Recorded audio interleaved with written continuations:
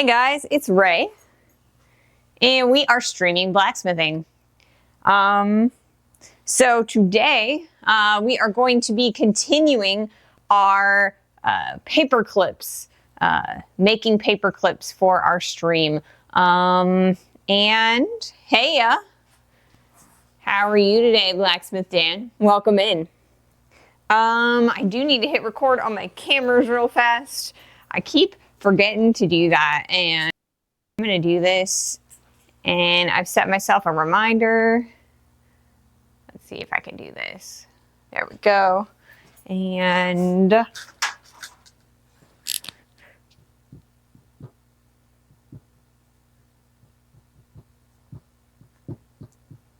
there, now I've set myself a reminder and I should be good to go on that. So welcome in. Today, like I said, we are going to be making another attempt at making a paperclip for our Spite stream.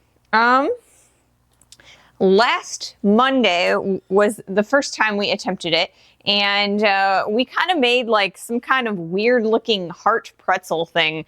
And mostly that was because we didn't taper it all or like long enough to create a good looking paperclip.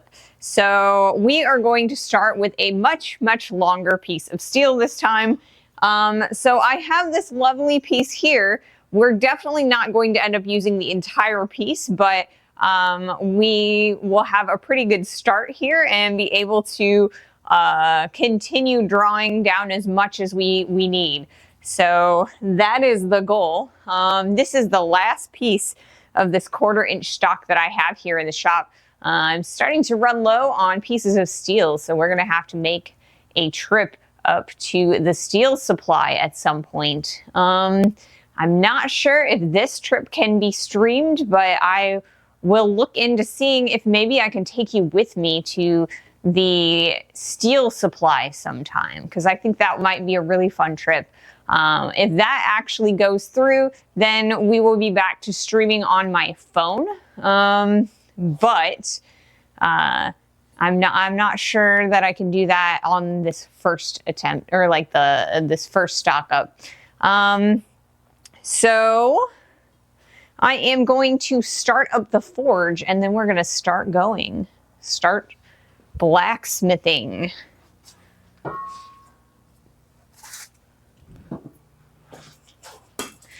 Alrighty.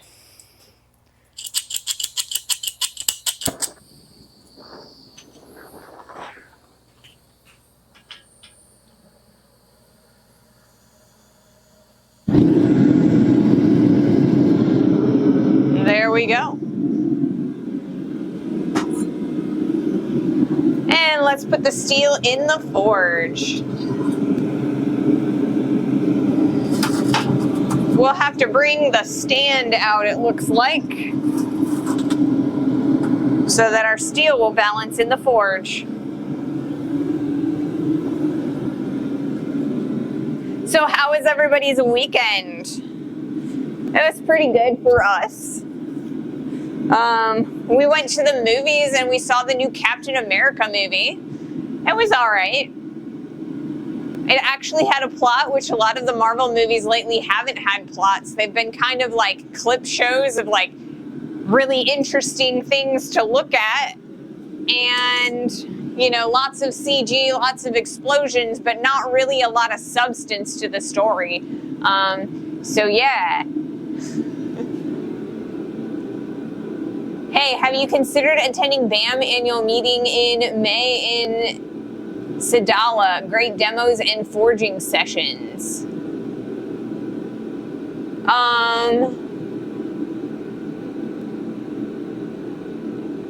Is that that's Blacksmith Association of where specifically? I live in the Midwest of the United States, so I am always interested in going to attend meetings with lots and lots of blacksmiths and like conferences and things like that. But I can only travel so far from my area because I can drive, but I don't really have the funds to fly places at the moment. Oh, It's the Blacksmith Association of Missouri then, it seems. Yeah. That would actually be really interesting to see. I would love to see that. I am not actually on their like mailing list, so maybe I will go and find their website here and join it so I can figure out all of their meetings and stuff when they are.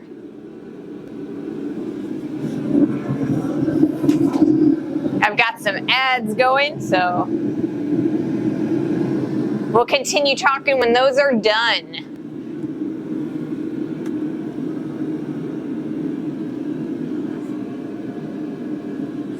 I'll keep this over here.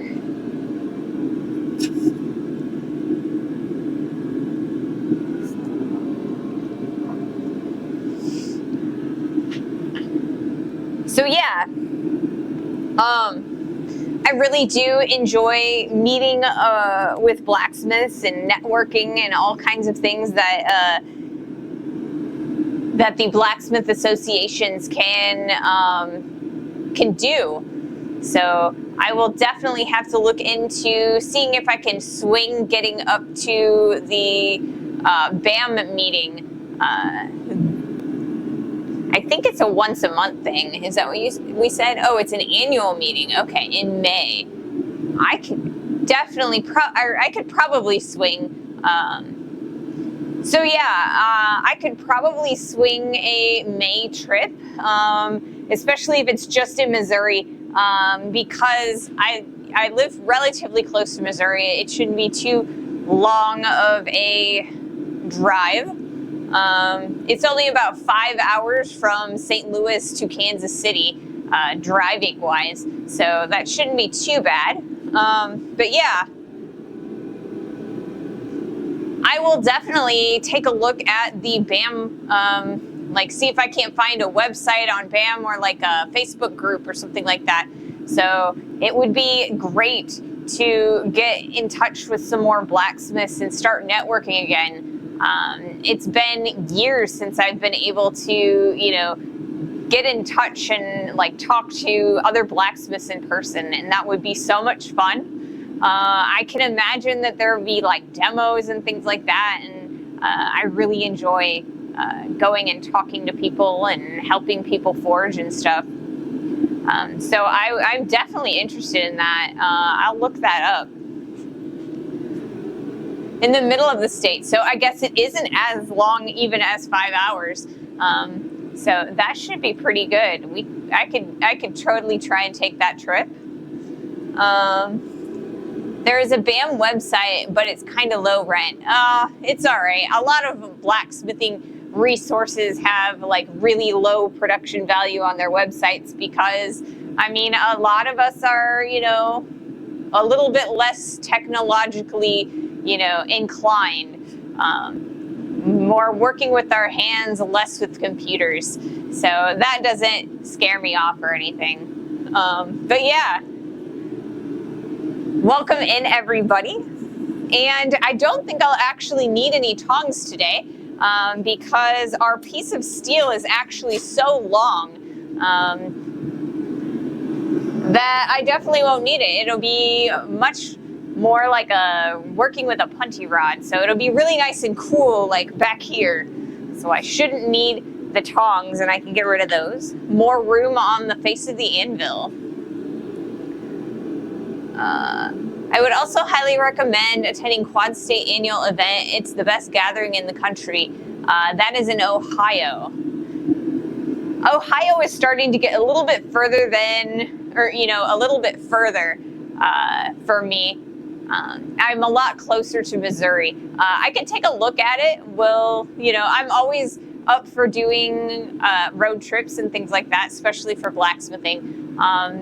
But yeah, I can definitely look into that. I've been meaning to get back into like checking out, you know, Abana and all of the subgroups for the states in the area, just so that I can start networking with people and, you know, start learning a little bit again and getting help with some things and all that sort of thing. They also have really amazing tool sales oftentimes at blacksmith gatherings, like tailgate sales. And so people will bring like their old equipment and that you can buy, sell, and trade it. And that is also a blast. I've gotten so many really good pieces of equipment from tailgate sales. Like there was one in Memphis, Tennessee at the Metals Museum, and one year I got a bandsaw from it, and that was a game changer. I really liked that. I can provide a link here if you like. I don't think that my bots will allow you to post links in the Twitch chat, but if you want to post a link to that in my Discord, you are welcome to post that there. I will definitely look that up. Even if you don't post the link, I'll look that up on my own time a little bit. I can even write that down. I have a whiteboard over here that I can like write notes on for myself. Let me do that real fast. Bam. And Ohio. Meetings. Awesome. Now I have a reminder for myself. That way I can kind of, I don't have an excuse to forget. I have a tendency to lose out on information if I don't immediately act upon it. So that's kind of why I have the whiteboard, and also to like remind myself of things. So yeah, exciting. Let's see. Looks like we've got a little bit of heat going in there, so we can actually start doing our first heat, if you guys would like to see that. And that is welcome. Well, thank you so much for the subscription, King James. I greatly appreciate that, and I will definitely put you on the credit screen that goes on at the end of our stream. And so thank you so much. Let's see. There was a bot that came in here, and the auto mod caught it. So now I have to block them real fast. Give me just 1 second. There we go.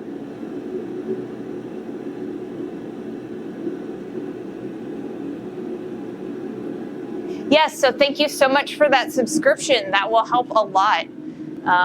Supporting the channel, support is always greatly appreciated. Like I said, I will add your name to the credits at the end of every stream. I do update the end credits every time we get a new subscriber or a new support. So look for your name at the end of the stream starting on Wednesday. Let us start a heat.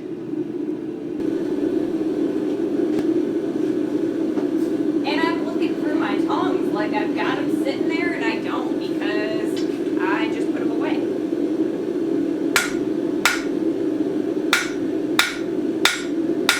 So we're going to start ourselves a nice taper, and I need to actually pay attention to where I am holding this piece of steel.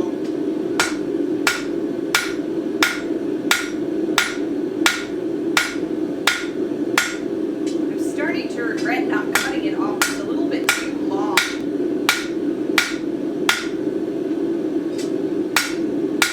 So I told myself I was going to actually talk about starting a taper really in depth today. So when you're starting a taper, what you're going to do is you're going to hold your steel at an angle on the forge. So kind of like a shallow angle, and when you increase the angle, you're going to increase the angle of your taper. So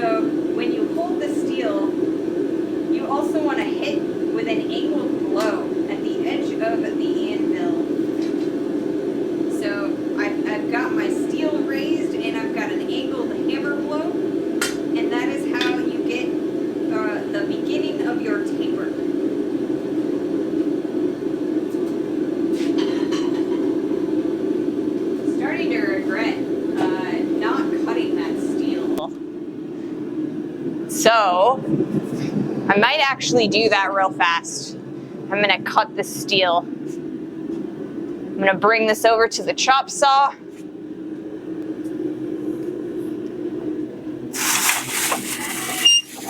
And move this bag that's randomly here.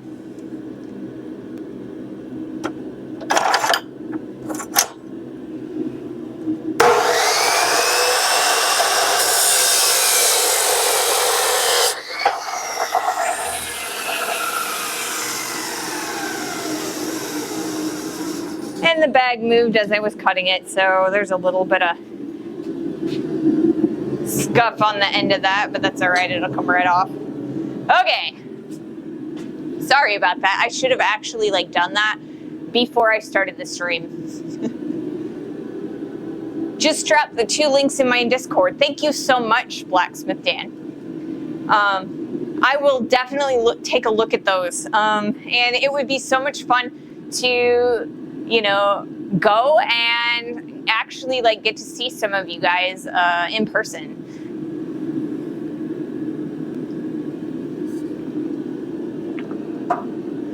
It's a lot of fun going to the blacksmithing meetups. A lot of fun. Let's see.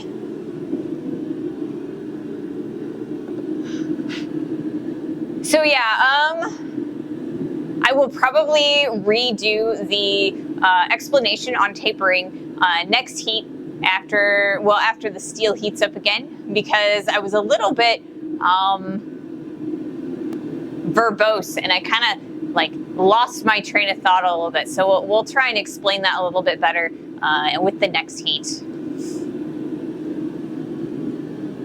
I'm trying to create little clippable moments that we can turn into short videos for YouTube, TikTok, and clips for the Twitch channel. And so I've been editing a few different clips every stream and posting those on YouTube. They've actually been doing pretty well. We're getting about 500 hits per video, which is not terrible. But yeah, they're just little nuggets of information, and that's kind of what I want the brand of this channel to be. Just little bits of information, little tips and tricks for blacksmithing in general. I'd like to learn new ones, and I'd like to teach you the ones that I already know. So that and my shining personality are the, hopefully the things that you take from the stream.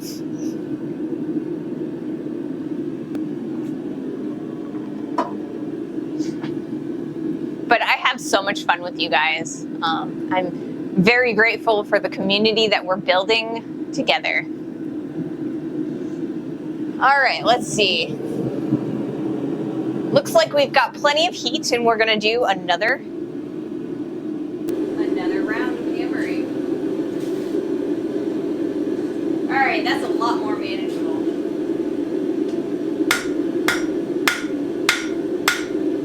So starting a taper, we want to pop the steel up at a shallow angle and hammer the end at the edge of the anvil at an angle so that we are pinching in that material at the very end and the tip. Because what we're trying to do is kind of give ourselves a target zone for our taper. So what I've got going here is a really small section, and I think that's really, really nice. I really want to, that's about the diameter of the paperclip that I want to continue throughout the rest of the steel. So we are going to use this as our guide, as our guiding star.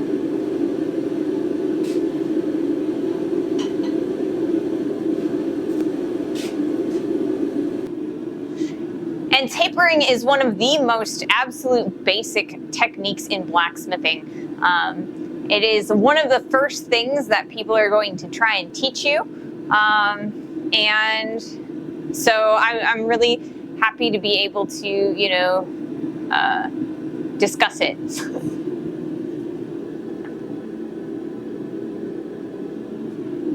Welcome to chat, everyone. Yes. welcome. I'm so grateful that you're here. So today it's actually relatively warm. It's about 60 degrees, and that's always exciting because that's about the temperature that makes it the most comfortable for me to blacksmith in, because it's just cold enough that I want to wear a sweatshirt when I'm just outside around the house doing that sort of thing. But as the room heats up, or as the smithy heats up with the forge, it gets really, really warm. So when it's around 60 degrees, it's a nice balmy 75-ish in here. Sometimes it gets up to about 80 depending on how long I've been out here. But it's kind of like t-shirt weather inside the shop. And I can open the door all the way for ventilation instead of just cracking it. I always have the door cracked no matter what temperature it is outside, because I need that airflow.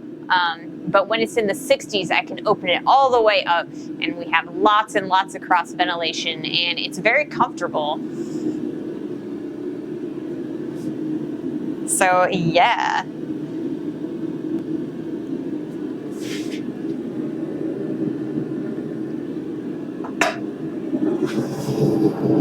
I'm very, very excited about it. So we're gonna do another heat.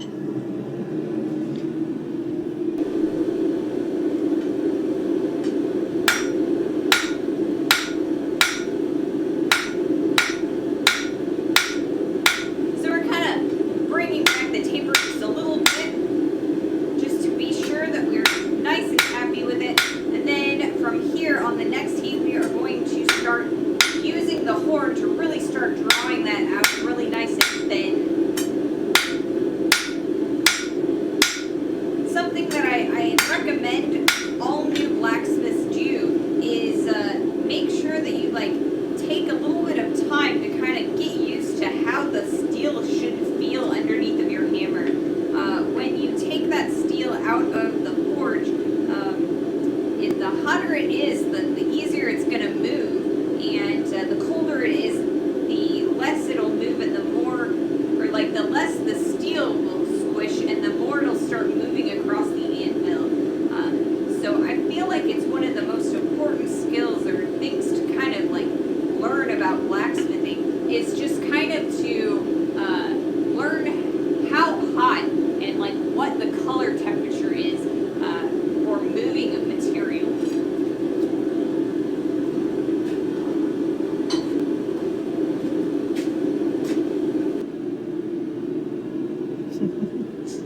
Welcome in, Mahalo. Good day to you, and welcome in. So today I'm kind of trying to focus on some of the more basic techniques of blacksmithing as we continue working on our paperclip, because it's like a lot of tapering, and it's quite a basic skill, and the paperclip itself is a little bit more challenging than I thought it would be on Friday, and it's more because of figuring out how long I need the material to be, and not necessarily the technique that I am using to produce the material. So I started with about 5 inches of steel on Friday, and I ended up with maybe a foot and a half, maybe closer to 18 inches, or close to 18 inches of steel at the end. And it was not nearly enough to make the paperclip. And it's kind of one of those things where you have to learn how to judge and how much steel is, or how long the steel is going to move as you're working. So we're trying it again, and we're going to see what we can come up with.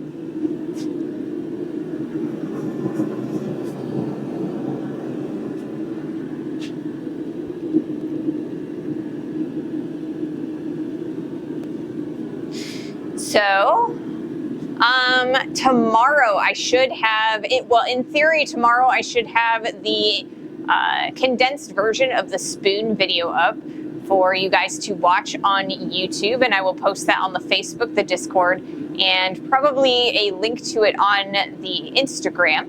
That is a much more condensed version of the 2.5 days on spoons that we did a couple weeks ago. What just happened there? I'm not entirely sure. Microsoft decided it was going to freak out for a moment. So yeah. So yeah, that video should be up tomorrow. I have no idea. Yeah, that video should be up tomorrow. The only piece that I am missing is a good beauty shot of the spoon. And the reason I don't have that right now is because I haven't had enough time to kind of come out here and do the cleanup work on the spoon or on the silverware that we've done. I've done a little bit, but then I injured my neck a little bit, and I was kind of trying to keep it from exacerbating a little bit more. So tomorrow, my neck feels really, it feels a lot better now. So tomorrow I should just be able to come out here and finish all that work up. And I will plug in that clip, and I'll be able to post that hopefully. And then I've got several new shorts that are coming out over the week, and those will be available. As always, I always post the raw VODs up on the YouTube as well. Paperclip, filigree next. I mean, filigree is so much fun to do. I've never really done filigree with steel. Mostly I've been doing it, or I've done it with silver. We did a lot of, when I was in school, we did some cloisonne, and that was a lot of fun. So it's basically, you do that filigree work, and you solder it, or you do it in silver, and you solder it onto a backing of silver, and then you can kind of melt in colored glass, and you create these beautiful pieces of decorative metal and glass, and it is so cool, so beautiful. Welcome in, Life is Pain. How are you today?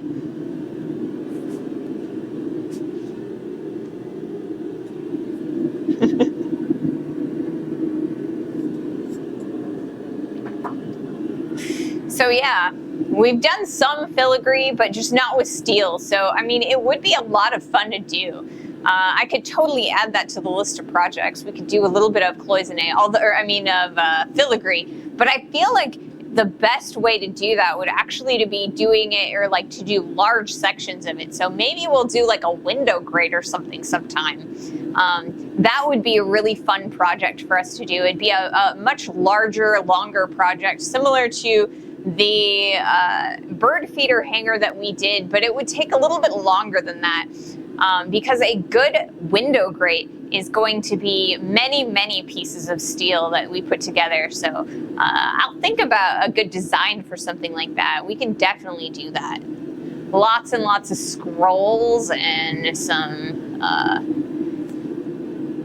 good penny scrolls, and maybe some flowers. I don't know. I'll have to come up with something good. I've done a few grates, but they've never been my design. I went to a couple of conferences, and we did window grates as groups. So each person did different sections of the grates, or of the design, and we put them all together in a large group project, and that was so much fun.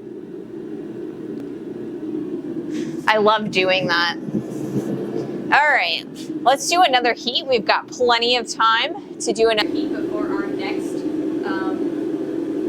ad break.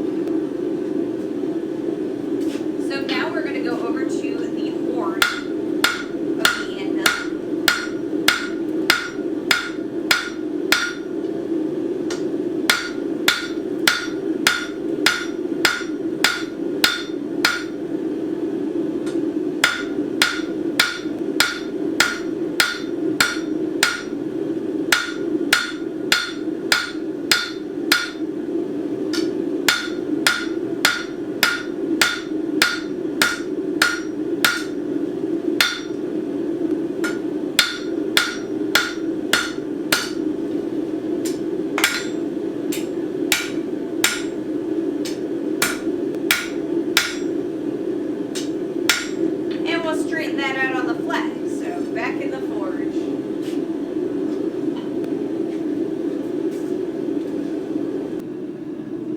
So, I was able to order a new bottle jack for the press. So we ordered that. I ordered it this morning. And according to the shipping information, it will arrive sometime between Friday and Monday. So I'm really, really hoping that it arrives Friday, because if it does, I'll be able to install it this weekend. So I'm really, really excited about that.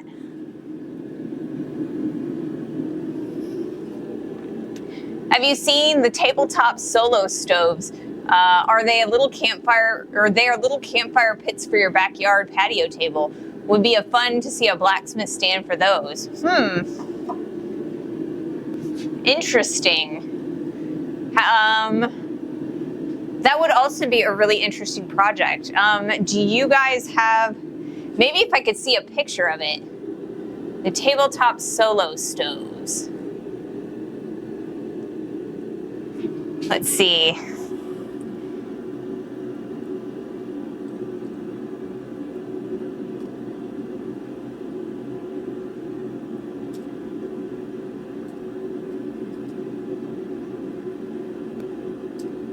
Let's see if I can't find one. Interesting.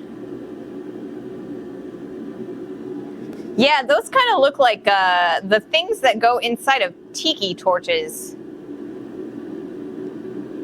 We can do something like that. Hey, Dark, welcome in. We are going to try the paperclip again.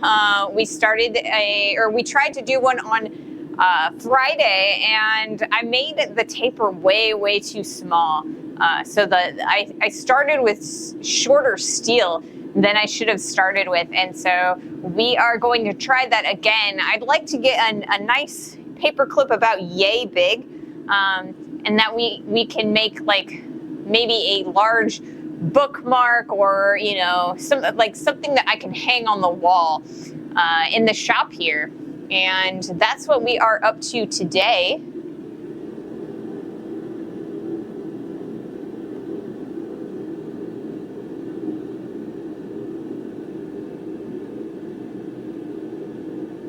Ooh. That's really nice. Yeah, like I said, that sounds very much like something that you know, because there are like little cans that go inside of tiki torches, and they have like fluid inside of them, and then you like put the wick in them, and you can like light them, and it kind of reminds me of that. But I can definitely see myself making some, or like a stand for that. We could make it just so that it's a cylinder, like about yay big, or we could make something more decorative where it's like more of a tabletop sort of dealio. And if we make it larger, maybe we might have the ability to do, or to hold multiple of this, or of the torches at the same time. That could be a fun project. I will definitely put that in the pile of things that I'd like to do in the stream. But yeah, those are really interesting projects. We are going to be starting an ad here shortly, so I'm going to wait a little bit before I do the next heat. Yeah, lots of options for dressing it up. Could be really elaborate centerpiece type of thing if you want. Yeah, that I'm already coming up with some interesting designs. I think it would be really fun to do like a cylinder holder, and then have like a dome almost, where it's all decorative ironwork around it, and you kind of set it in the middle, and you could like have areas that you could put like a vase of flowers, or other torches, or all kinds of stuff. It would be really fun to do too. So yeah, I will definitely put that on the list of things that we need to do. I am always looking for projects, and if you guys can come up with projects, or come up with something you'd like to see, you are always welcome to post those in the project suggestion channel in my Discord. So I look at my Discord all the time, or at least a few times a day. I'm always on Discord. But yeah, that's probably the best way to get a hold of me when we're not streaming.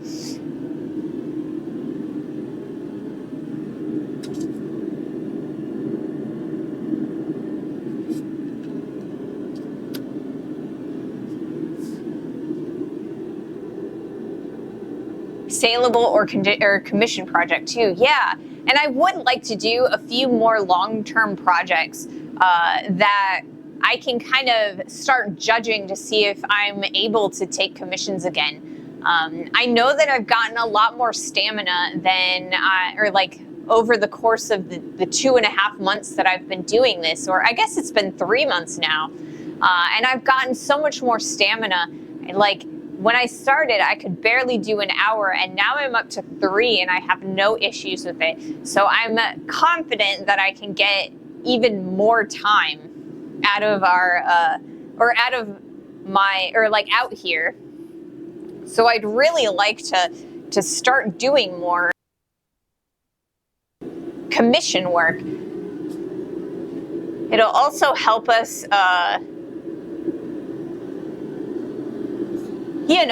pay for propane and things like that. So it would be so much fun to be able to take commissions.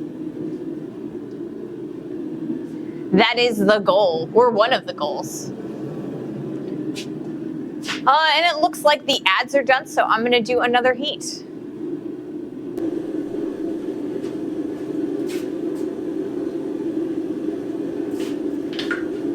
back to the horn.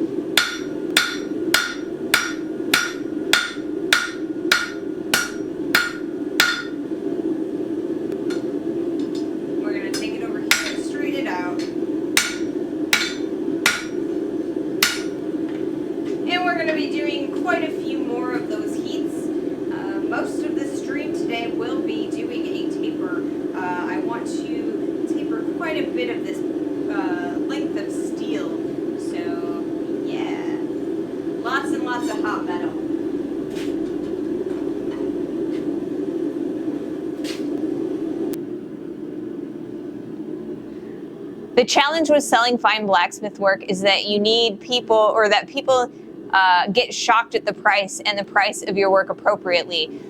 Need to cultivate clients. Yeah, it's got to be someone that wants one-of-a-kind artisan works. And that is totally the case, right?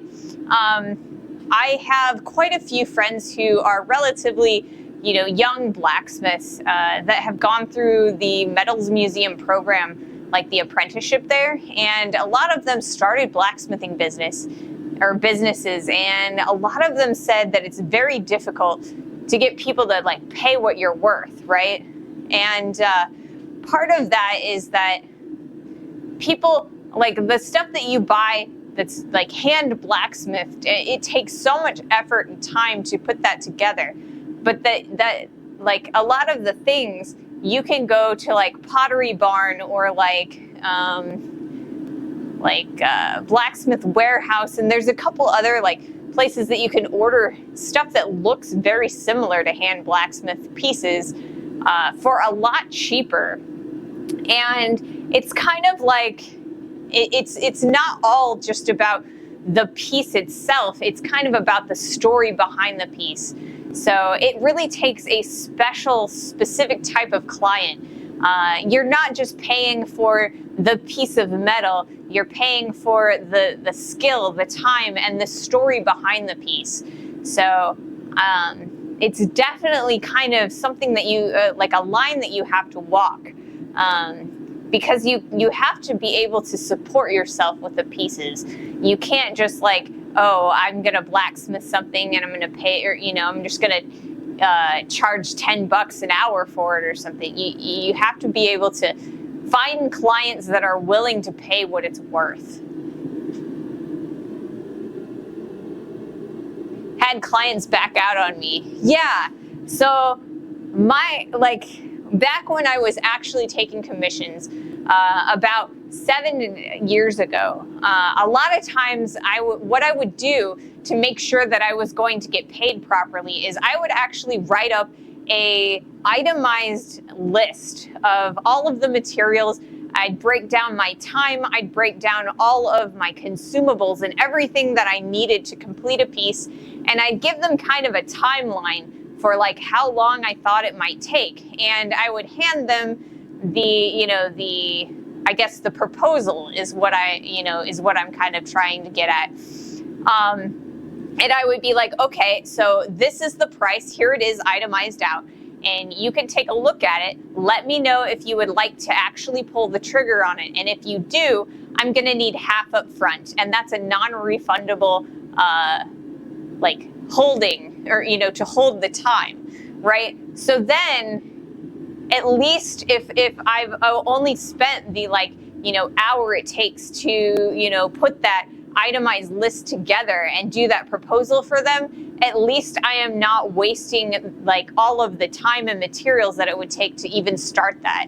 So it's kind of like a line you walk. And I mean, it's kind of also like if you want to just create pieces and just sell those, then it's kind of like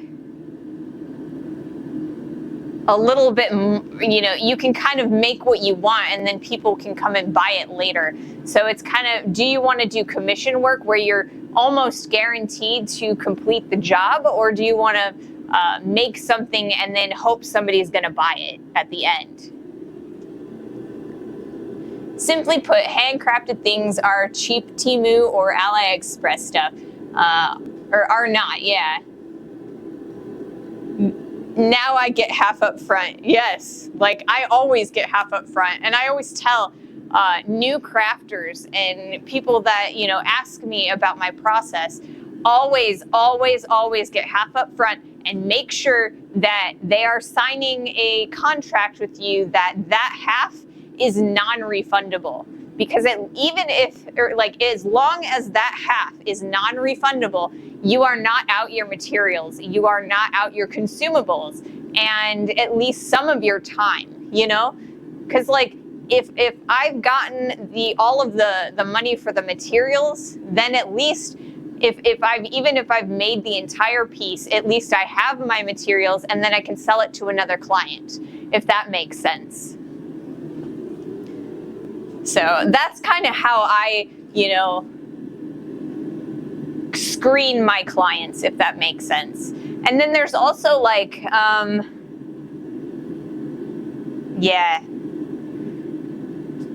think there for my clients that I may accept now, there's also that thrilling experience of being able to watch the videos of me creating their pieces, right? So it's not just, oh, I have this coffee table that was made by a real live blacksmith. They can show their friends the videos of me actually making it. And so then it becomes not just a piece of furniture, but it creates a story and something to talk about. So I kind of feel like that is a really good addition to my brand. And being able to build that social media presence and that kind of can elevate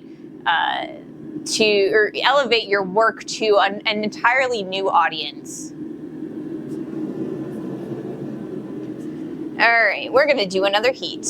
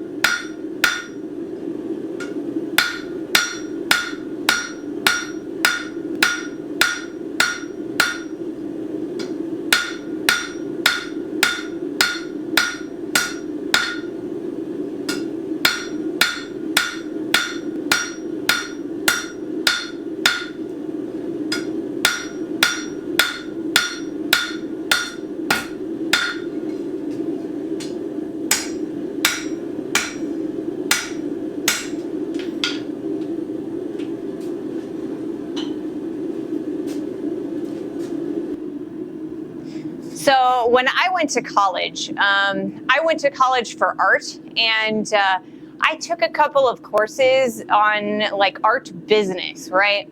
And that's kind of where I got a lot of my, business savvy. I had also already taken a few business courses or like small business management sort of courses. And so like a lot of what I learned is like, make sure that you have like a lawyer on your side. So you don't actually have to keep your lawyer on retainer, but you can kind of hire a lawyer to like give you like forms that like standardized forms for, like agreements and things like that. You also want to consider insurance, especially if you're doing larger scale pieces, because you need to make sure that if you have a large piece, that if someone gets injured with it or, on it, or if it breaks, you kind of have that padding. So if someone tries to sue you for it, you're not going to, they're not going to be able to take your shirt off of your back. So those are all things that you need to really start thinking about when you're doing art or craft as a business. So yeah, those are definitely some things that I do think about a lot when I got into the art as a business mindset, I guess.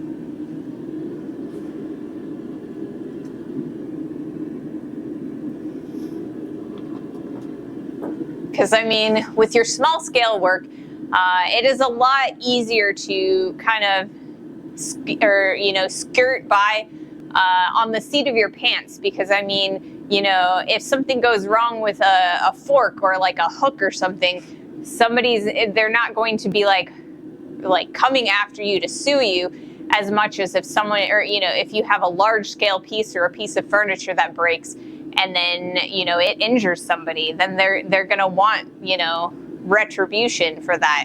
So it's kind of like, what scale are you looking to do for your art business?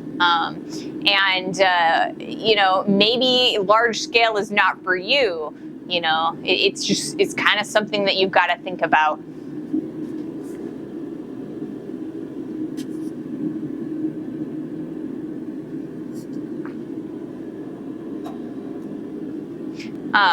I took a large-scale public sculpture class, and that's where I got a lot of this information on the larger scale stuff with like, insurances and lawyers and things like that. But yeah, it can be very, very important to make sure that you have covered your butt to make sure that you don't lose your shirt in a lawsuit. Thank you for the lurk, Dark. We always appreciate lurkers and active viewers as well.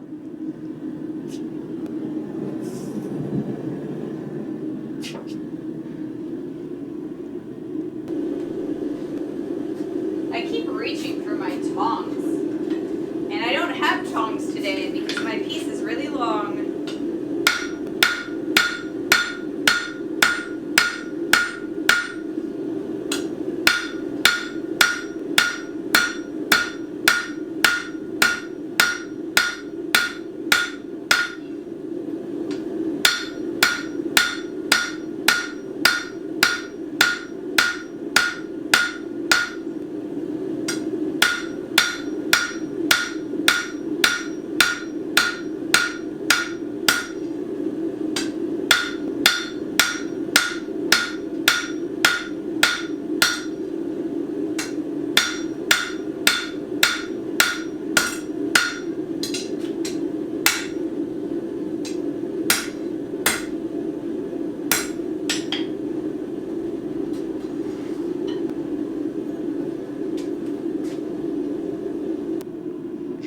So one tip that some of my blacksmith friends who are actually working blacksmiths that make their living with their work told me is that if you're in an art fair and someone is like kind of scoffing at your artwork, or your blacksmith piece or whatever what have you, right?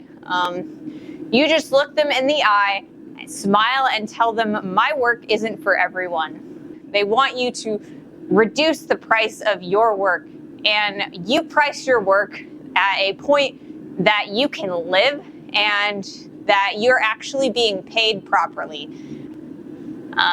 So he said, the guy that told me this said that about 50% of the time, the people will actually pay the higher price, the price that he's asking. So, because I mean, it's just like the confidence, and if you're calling them cheap, in other words, they don't like that. So, they're gonna, either they're going to leave and, you're not going to get that sale, but you weren't going to get it anyway, or they'll buy your piece and you will get that sale for the price that you need to sell it for.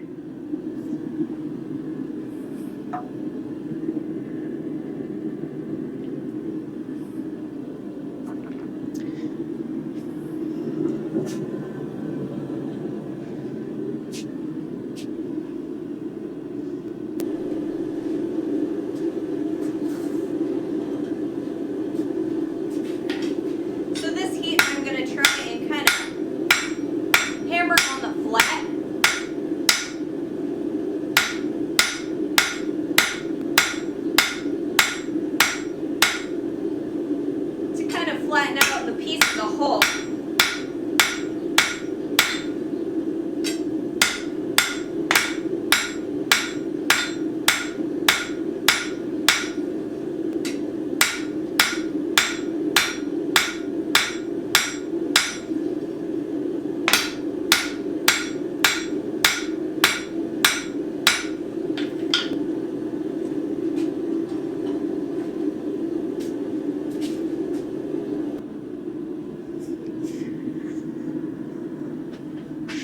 So yeah, we are going to be doing a lot of drawing out today. A lot of drawing out. But I think we're getting a pretty good amount of movement each heat, and I'm pretty happy with that.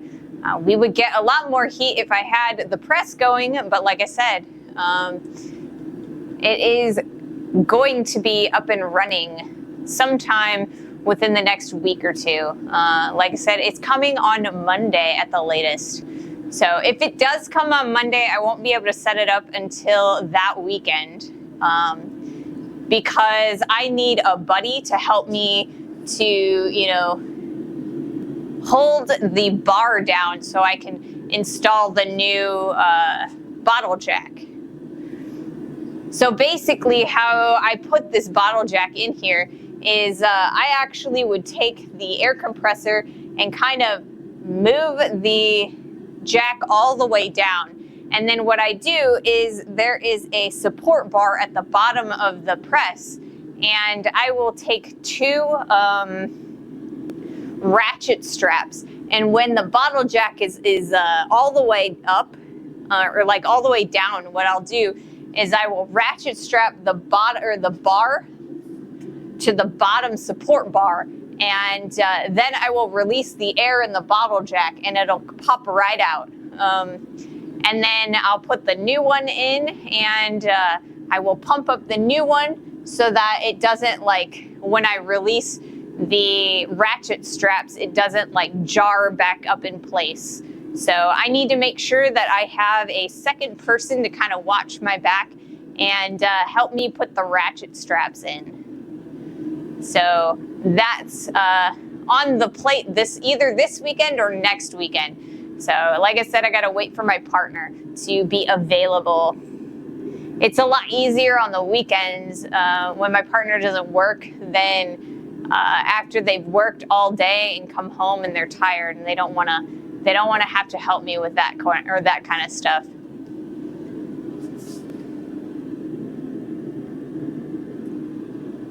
It's kind of, when the partner comes home, it's like, let's get some dinner, and then we'll play video games or watch TV or something like that. So the weekend is where we get to do real life stuff and, like, you know, adulting and things like that. So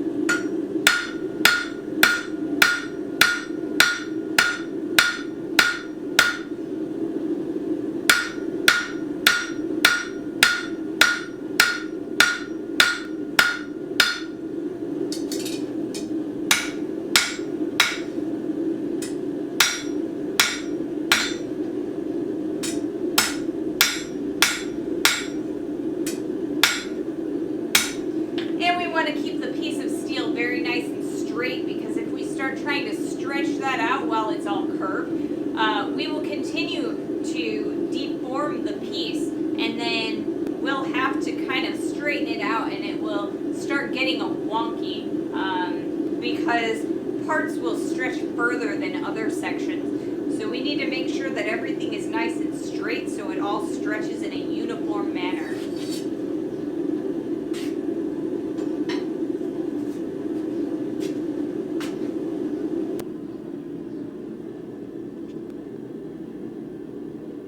Alrighty. So, let's see, what else can we talk about? There's a lot of really good things that we can talk about around the shop and in general. So, like I said, this weekend I went to the movies and we saw the Captain America movie, and I thought it was a little bit better than some of the more recent Marvel movies. I thought it was pretty decent, but yeah, it was a little bit less. It was lower budget than some of the Avengers movies and like some of the previous Captain America movies. But I kind of feel like they aren't spending as much money on the Marvel movies anymore. So I'm kind of starting to look forward to them a little bit again. Maybe it's because I'm just not as tired of the Marvel movies as I used to be. I like when the Marvels came out. I was really starting to get a little bit of fatigue from all of the Marvel movies that were coming out. And like when we watched, or I guess when the Eternals came out, that was just a low point in Marvel movies for me. I did not like that one. I'm not entirely sure why. It's just, it didn't quite hit as well as some of the other ones had. And I think part of that might have been because there was such a high at the end of Endgame that it was just kind of where I wasn't sure where they could go from there. We went from saving the people, or like the snap victims, to like what's next? How do you raise the stakes when half of the people on the planet have disappeared? And yeah, so it was kind of refreshing to see that there are some unique takes that we can still get from the Marvel Universe. What else did we do this weekend? We got groceries. And I always hate getting groceries because groceries are so expensive now in the United States. And eggs were about $6, which I know is a little bit lower than some places. But yeah, eggs were $6 at the grocery store this weekend. And I just I remember when they were like $1.94. And that was not that long ago, I feel like. Did we lose the stream? I don't know. Did you? Stream's still good here. Okay. I'm not sure. It doesn't say that I've lost the stream. It says that I have... yeah, it says that my ping is pretty decent. Normally, I'm always like, OMG, is the stream laggy? But it looks all right here. According to my readouts. So I don't know. Hopefully it's still going strong. All right, I'm gonna do another heat.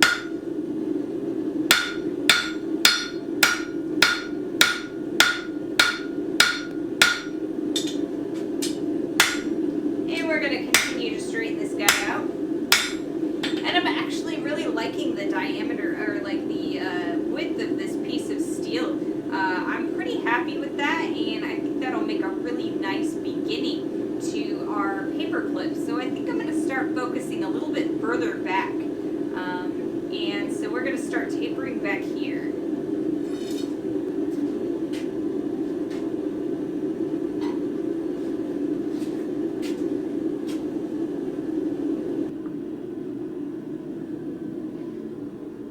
Welcome back, Dan. I am glad that the stream is acting a little bit more friendly for you today. So yeah, groceries, very, very expensive. Hopefully, you know, the prices of groceries will go down soon.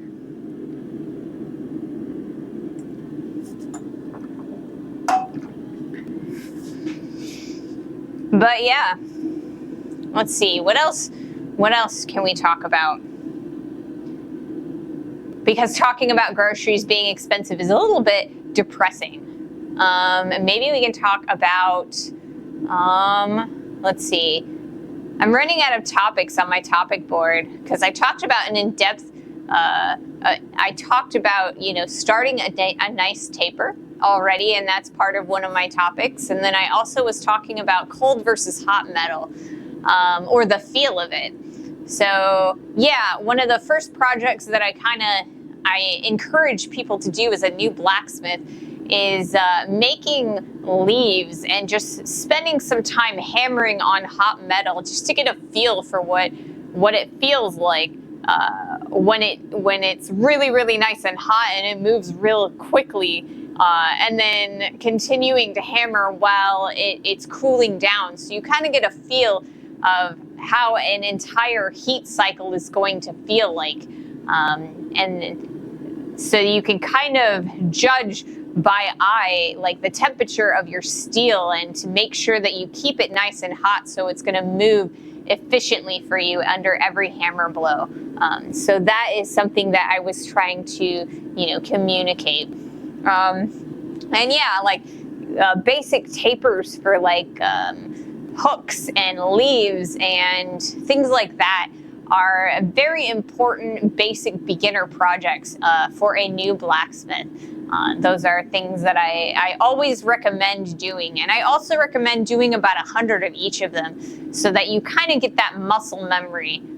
It's kind of like when you learn a bike, you kind of got to train your muscles to move in a certain way when you are riding that bike. And then, you know, with blacksmithing, it's kind of you're training your hand to use the hammer in a specific way, and sometimes that way is not exactly intuitive. It's kind of like when you're using a hammer for like a nail, it's not, or it's kind of more like a very firm grip. And with blacksmithing, I kind of want a looser grip. You can kind of whip that hammer around and get a little bit of extra power and a little bit of extra efficiency in every blow. So it's kind of, you got to get used to that motion. And it's a muscle memory thing, and you kind of got to train your body. So 100 pieces of leaves, 100 nails, 100 hooks. That's going to be like my first beginner, you know, recommendation for projects.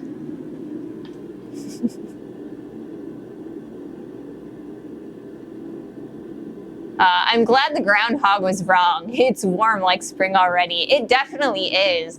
I'm so glad it's been relatively warm recently. I definitely look forward to the spring and the fall for blacksmithing because that's the most comfortable time to do it. It gets so cold in the winter time, and it's so sweltering hot, and it's just like you can't strip off enough clothing in the hot summer heat when it's like 95 degrees and you're in the shop. Love to see you do some traditional joinery. Traditional joinery would be a lot of fun.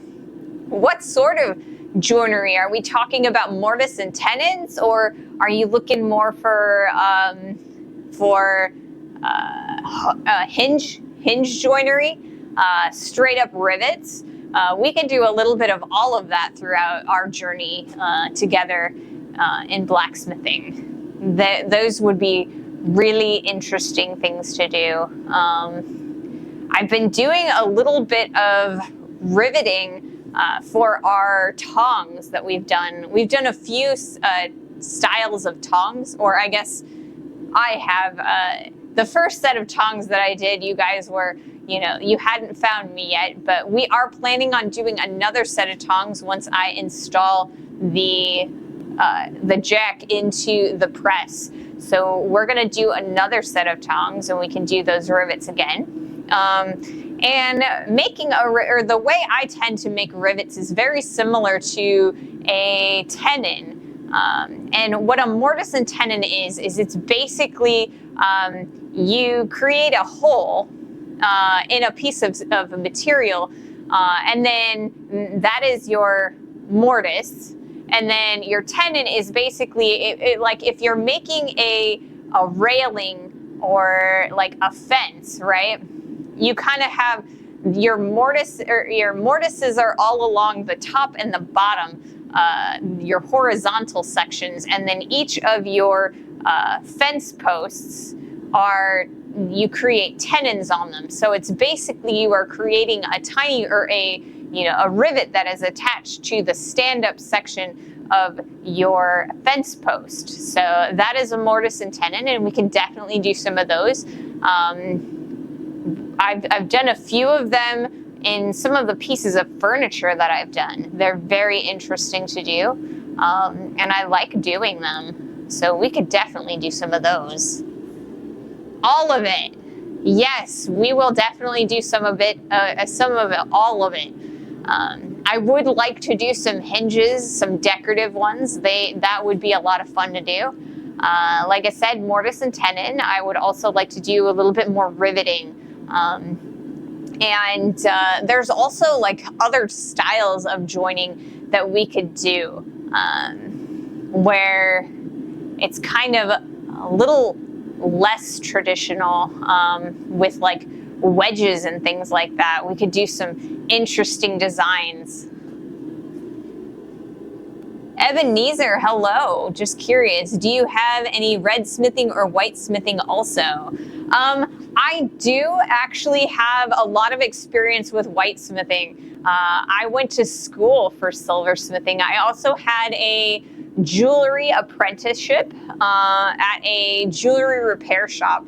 It's like Signet. They are a jewelry conglomerate that owns quite a few jewelry stores in the United States. So I don't do a lot of red smithing, however, and the reason I don't is just I don't do a lot of copper in the shop right now. I have in the past. It was more like a testing phase for our more of a testing phase for our silversmithing. Mahalo! Thank you for your subscription. Thank you so much. I will add a second section to your name because you are already on our end credit screen as a KoFi donor. I'll add you to the subscribers as well. Thank you so much for that. I very appreciate that.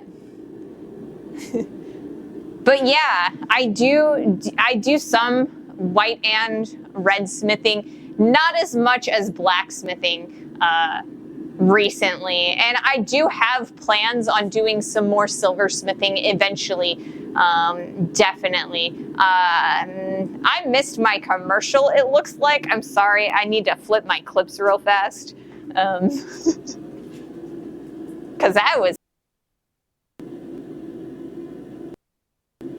So yeah, I do have some plans later on of getting the jeweler's bench out and kind of coming up with a good setup so that you guys can kind of see me do a little bit of more jewelry oriented things. I'm probably not going to do like rings and bracelets and necklaces, but there are like more, there are some other things that I can do at the jeweler's bench that I can't necessarily do at the anvil. I'd also love to do some vessel forming. That is called raising vessels. So basically, when you take a sheet of metal, it could be steel, it could be silver, it could be gold, it could be any types of metal, and you have stakes. And what you do is you kind of heat the material, and then you start forming a bowl shape by stretching that material under each hammer blow. And I love doing that, and that's definitely something that I want to do in the shop at some point. It is very loud, so I will have to kind of fix my sound a little bit before we do that. We don't really have a lot of, I have some extraneous sound dampening on our wide camera, but I don't really have a lot on the anvil camera, and so I kind of got to figure that out a little bit before I do any vessel forming. So that is the goal. Alrighty, so I am gonna do another heat real fast.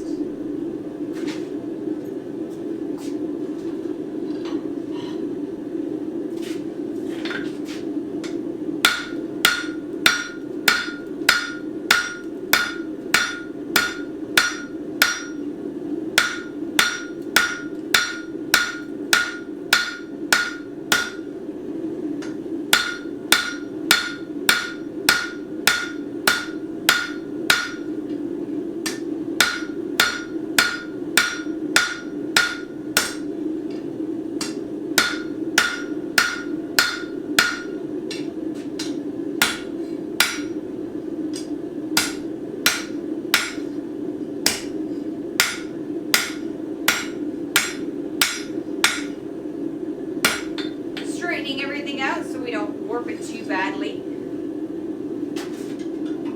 And we'll put it back in the forge. So yeah, I did not actually start as a blacksmith. When I started my metal journey, I was more of a fabricator, and what I did was I bent a lot of metal cold.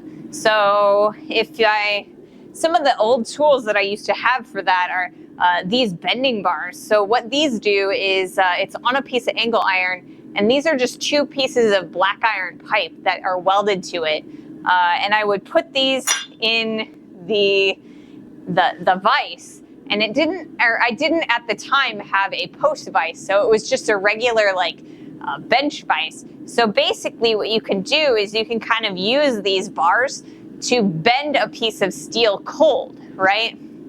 And so that's kind of how I started. And then I kind of discovered if you heat up the metal, it moves a lot faster and a lot easier. So I have quite a few different sets of bending bars for different diameters of curves and things like that. And then I used to weld a lot of stuff together. So if you go onto my Facebook, there are some pictures of some larger scale sculptures that I did with bending bars, like cold bent. And those are always fun to do, but it's a lot easier and better to do them with the forge. So we might do a little bit of that at some point in the future. But yeah, and then from there, I actually started doing silversmithing and raising bowls and soldering and that sort of thing. And that's kind of what I went to school for. So that's kind of a little bit about my background. All right, so it looks like our propane is starting to freeze up a little bit. We've got a little bit of more time that we can use the forge before switching the tanks, but we'll definitely have to switch the tanks very soon. So we're gonna do another heat before that happens.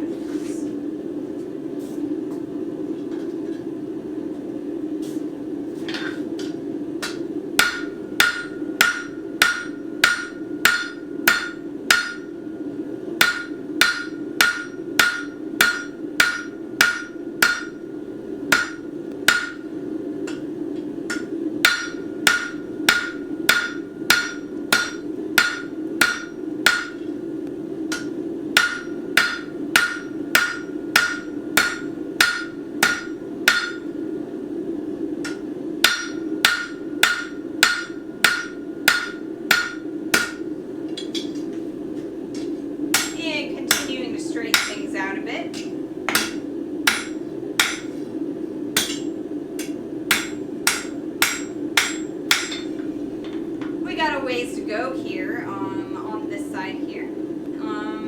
It looks like this, or like this profile, we're starting to get a pretty good movement, but this one, we've got a lot of thickness that we need to take down, and that'll create a lot more length.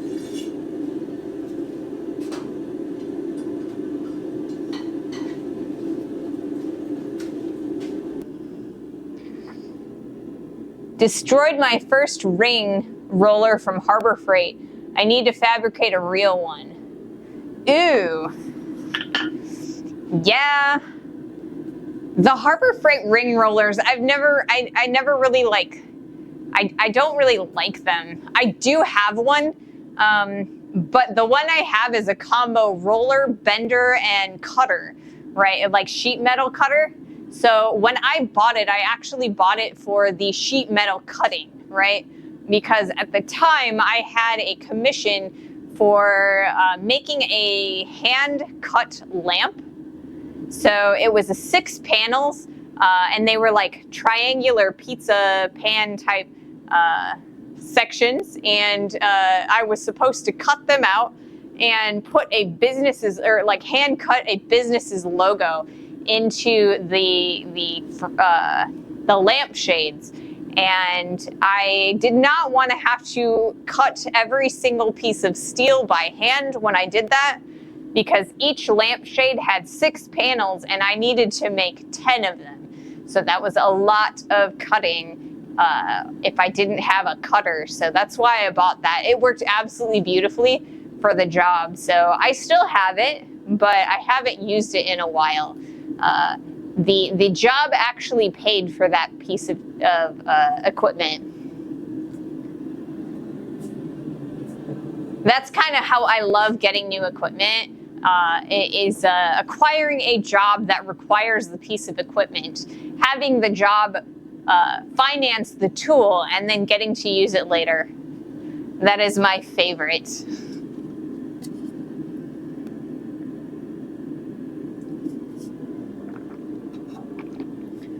Because then I just get new tools, right? And then I can use them anytime I want.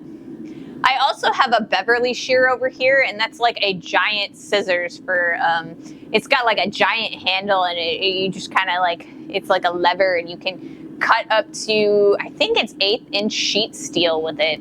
And that's always pleasant to use. It's a lot easier than using a hacksaw or an angle grinder to cut sheet steel. So I enjoy using that when I need to. I got that one because I needed to cut steel for armor that I was making, which is a rather interesting project. So we're gonna do another heat. And apparently I'm gonna look for my tongs again that I don't have.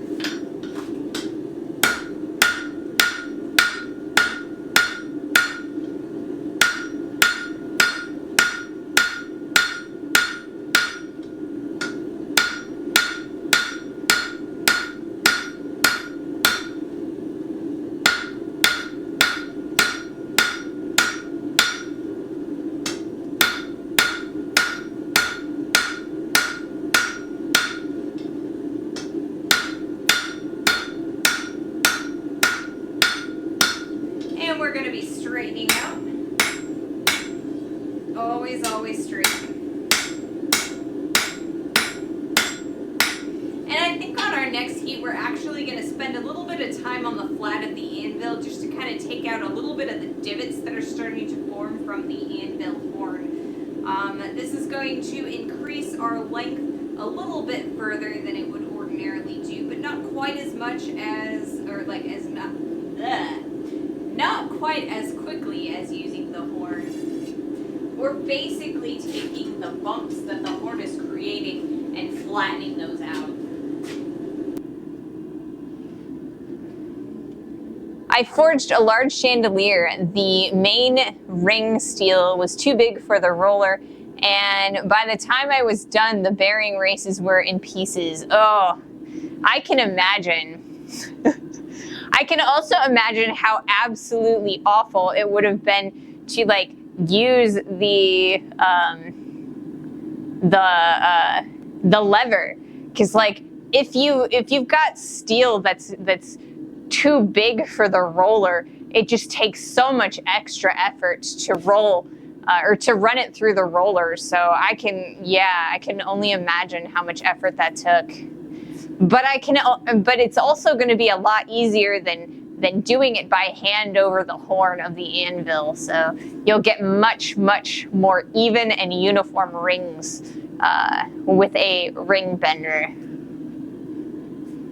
And so what a ring bender actually is it's 3 rollers, and they're basically cylinders of metal. So you've got 2 on the bottom and 1 on the top, usually. Not all the time, but usually. And so what you do is you've got these like little cranks that will move the top bar up and down, right? And the closer they are to the bottom 2 rollers, the more curve you're going to get in your rings, right? So then what you do is you kind of like crank the piece of steel through them, and as the steel goes in between those 3 rollers, it'll start bending and rolling, and you'll get a coil of steel. And so they're a really interesting tool to use. It's really convenient if you're trying to make many rings. Wore me out. I can imagine. Man, I can imagine. I do not envy that. I would not like doing that.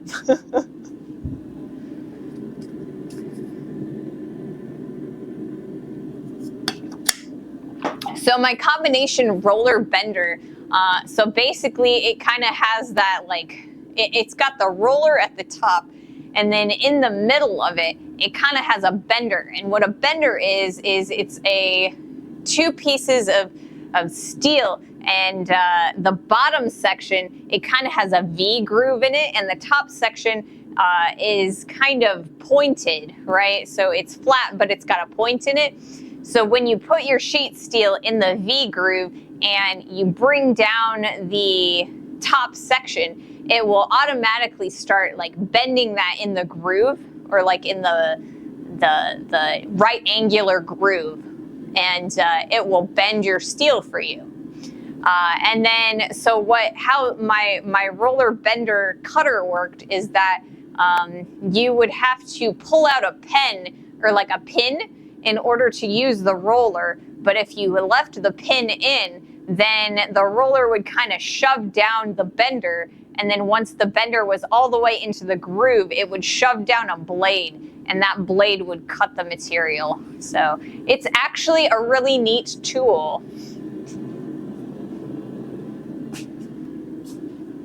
And we will probably use it at some point.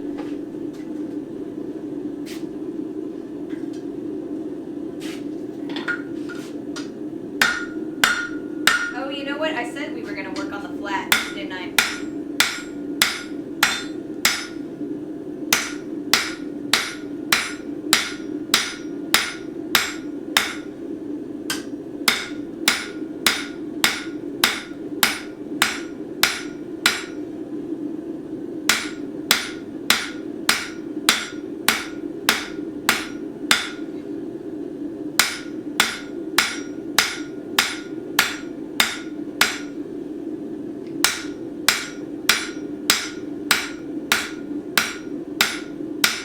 So the bending that's caused on this tip over here is actually caused by the fact that this tip is really hot. So that extra pressure from back here when we were really forging it starts kind of vibrating the entire piece of metal. And at that point, gravity kind of takes over at the tip and it starts bending downward.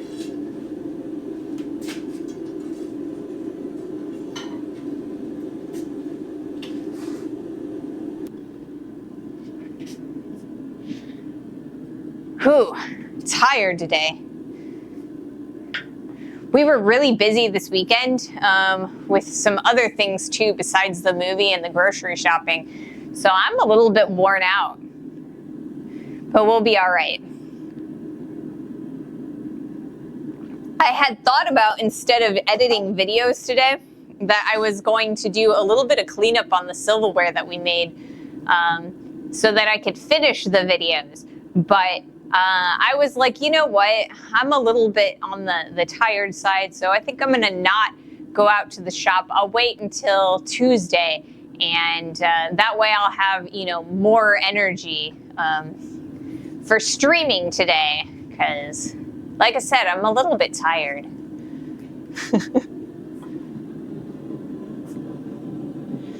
All right, I think we're gonna do one more heat, and then after that, I'm going to flip the propane tanks. We're starting to get a much lower heat, so we're not gonna get as much movement through the piece. So we're gonna try that now. And I keep looking for my tongs, and they're just not there.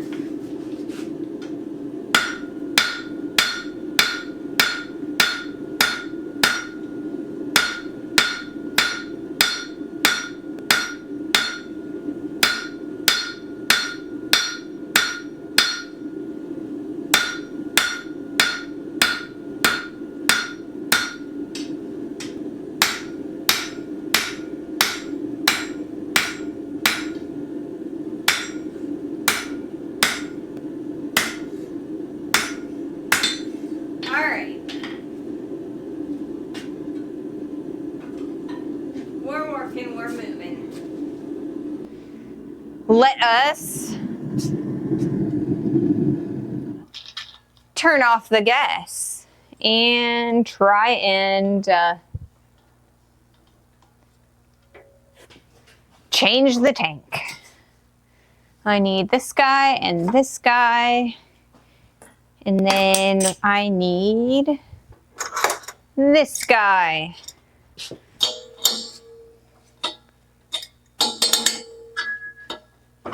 I don't know why I'm having trouble. I'm having issues here. There we go. I've always had issues with righty-tighty, lefty-loosey as a concept.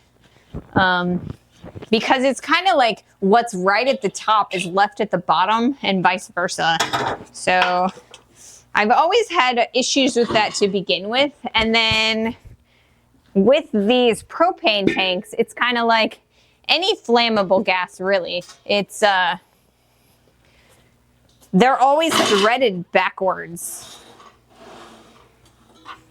And these propane, the 20-pound propane tanks, they are threaded backwards on the interior threads, and on the exterior threads, they're threaded right ways. But because I have interior threads on my gas line, I have to use the backwards threads. So I get confused often.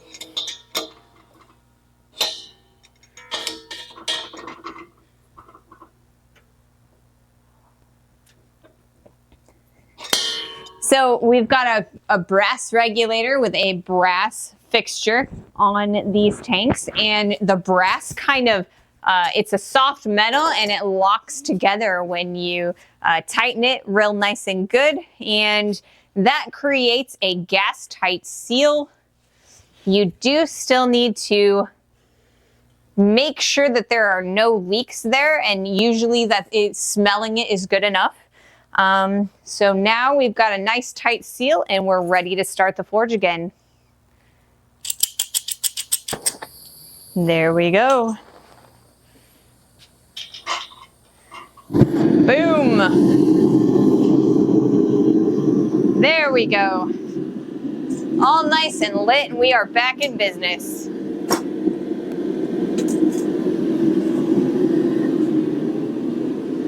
And that should be heating up very shortly. Yes, boom. I love that emote.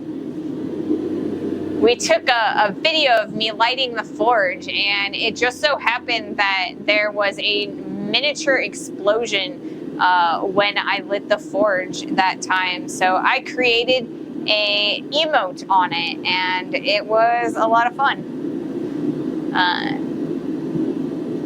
I've got this this little website that I can create little GIFs or GIFs or whatever you want to call them, the GIFs. And so basically, you can kind of put any video in through it, and it will turn it into a animated like video or like an animated photo file, like a GIF, and then you can kind of reduce the size and turn any video into an emote, and I like it a lot. So that is our, or like the emote that Mahalo has put there is one of our tier 1 subscriber emotes. I like it a lot. It's a lot of fun. I like to post it in other people's chat, and then they're like, what is that? I'm like, it's a forge being lit.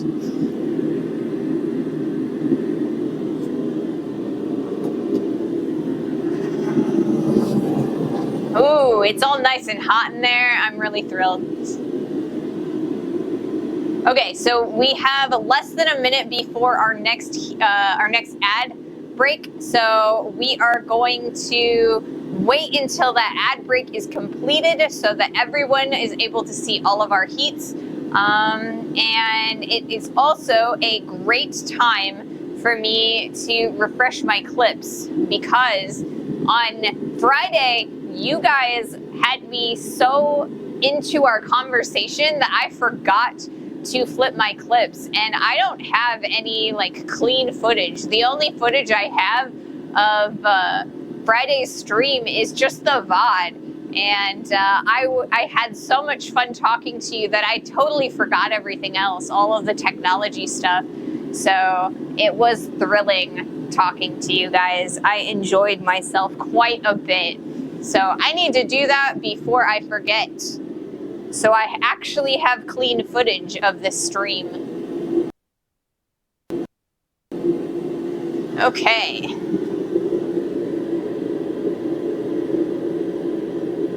There we go.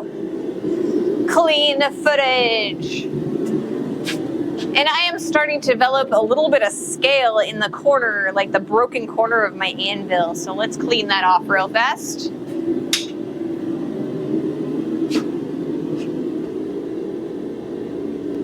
Hey, Yavasin. We're in the middle of an ad, so I'm not sure if you are seeing the ad or if you can actually hear me. So, hey, welcome in. I'm glad you have joined us. We are working on another attempt at a paperclip.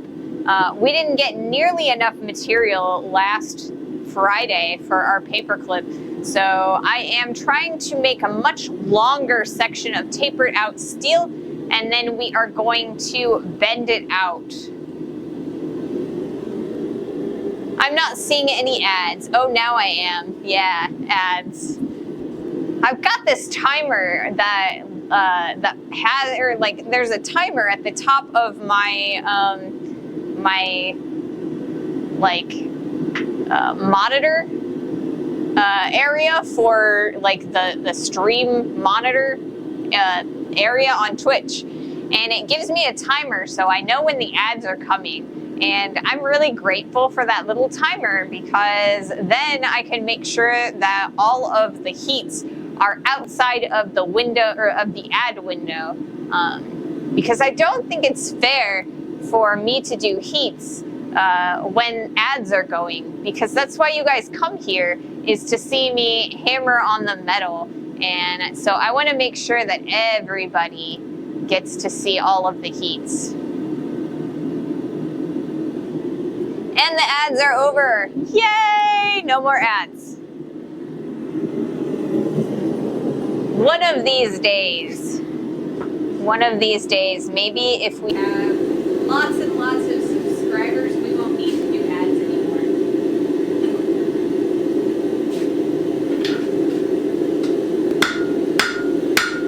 Ooh, I like that. We're getting a lot of movement right now. Lots and lots of heat.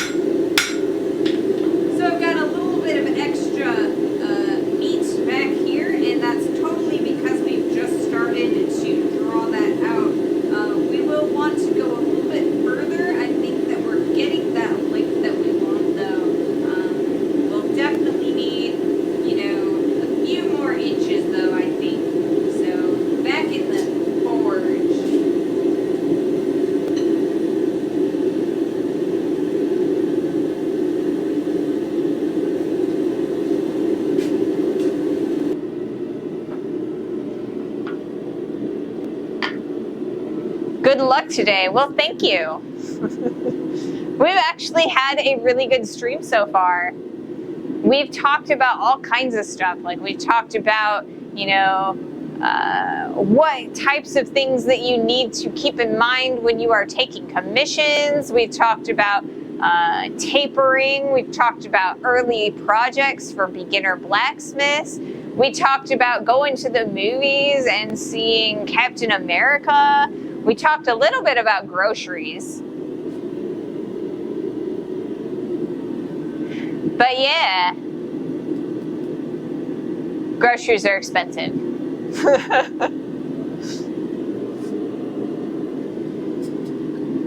So, like I said, soon I will have the video for our silver, or like the spoon video up on YouTube. It should be up tomorrow sometime. I need to finish cleaning up the spoon so I can get a couple of beauty shots for the end of it.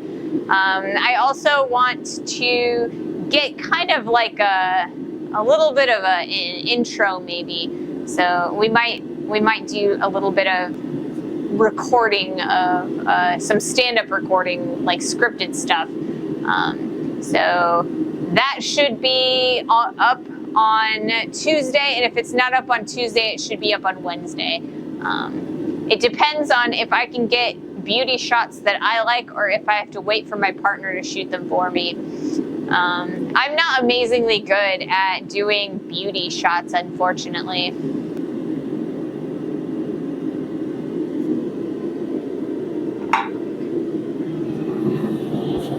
It has been too long since I have spent much time with a camera in hand. Right now I have stand-up cameras, so I don't actually have to do anything with them, except put them on their stands.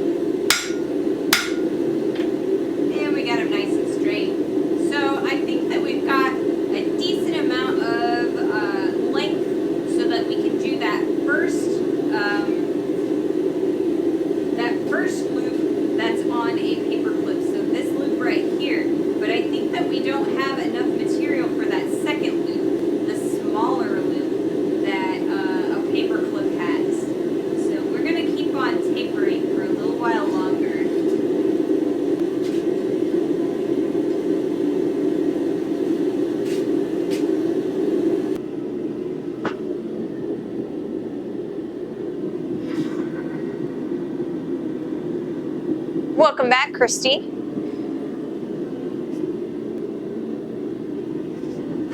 We are continuing work on our paperclip. We're getting quite a bit of length while we are drawing down our piece of steel, but we still have more length to do. And I guess I never really thought how long of a piece of metal that, if you straighten out a paperclip, how long that actually is. It is a lot longer than I imagined. So on Friday, the first time we tried to do the paperclip, we actually had, I didn't cut enough material to create the entire amount of length that I needed. So this time, I decided that I was going to give myself a really, really long piece of material. And so we have been working on tapering that out. And it's taking us quite a lot of time because we're tapering a large section of steel.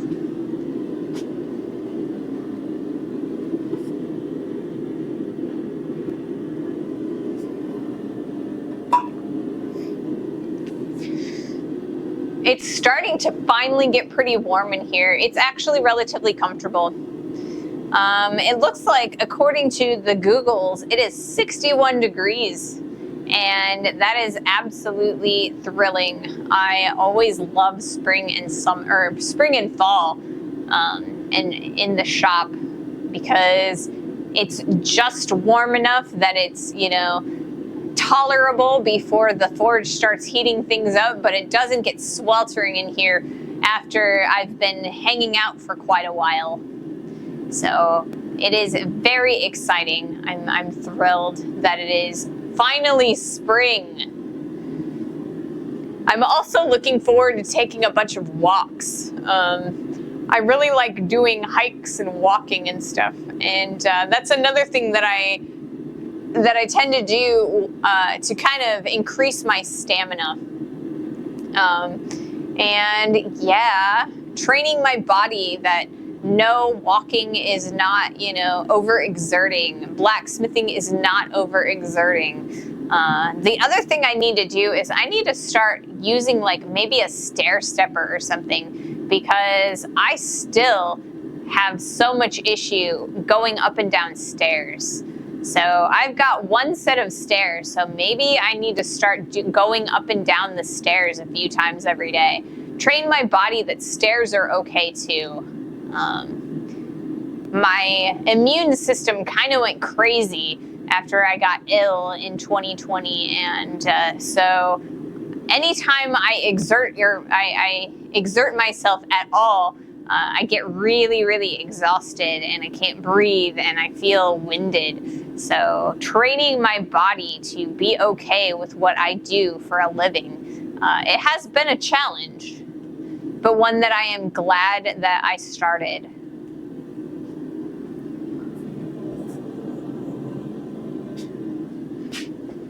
All right, let's do another heat.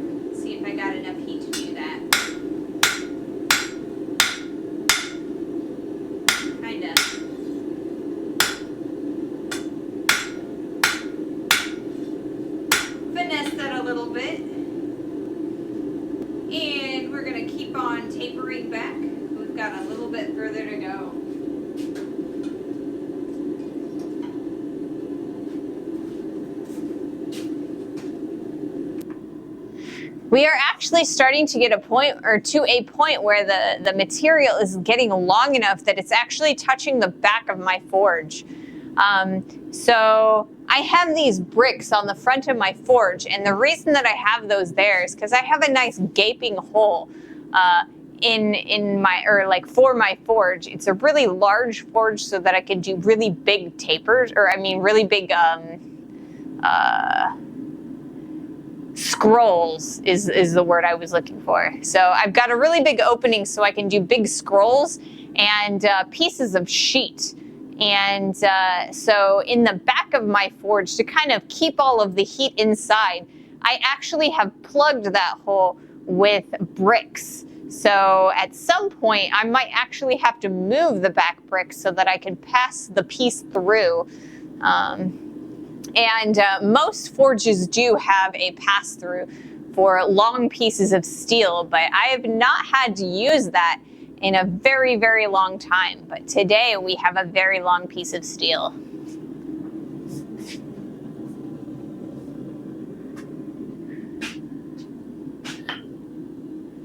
All right.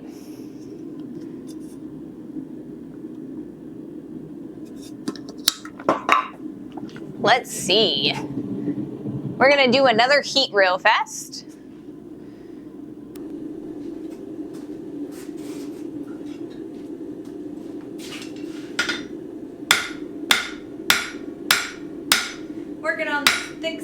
back here.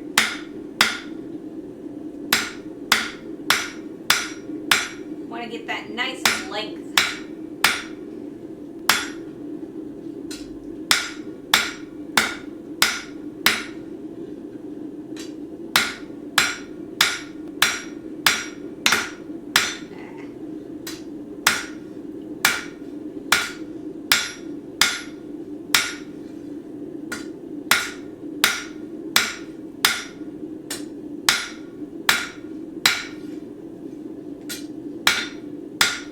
Okay, so we're gonna go a little bit further back here.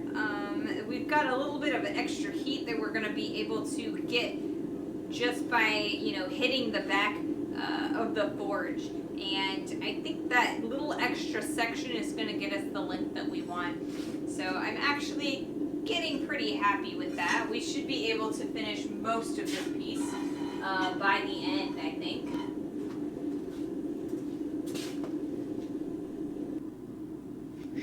And it honestly sounds like my new tank is not holding out nearly as much as I would wanted to.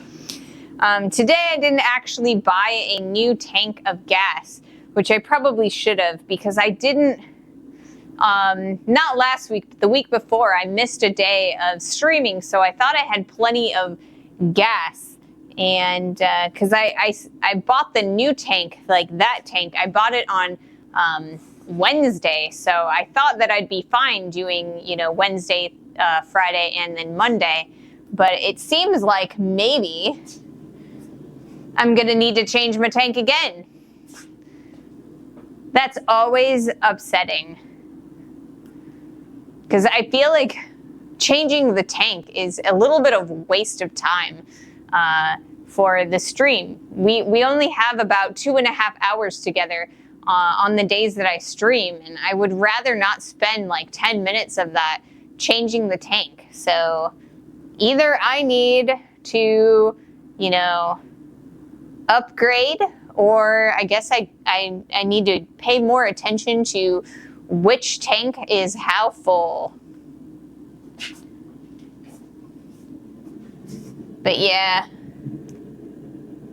we're starting to get really low.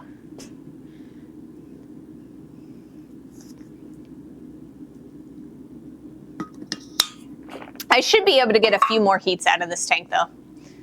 At least another heat. I will probably change it after this heat, though. Yeah, definitely. I'm going to turn that off so it doesn't start puffing on me. And we're going to come back to the anvil horn.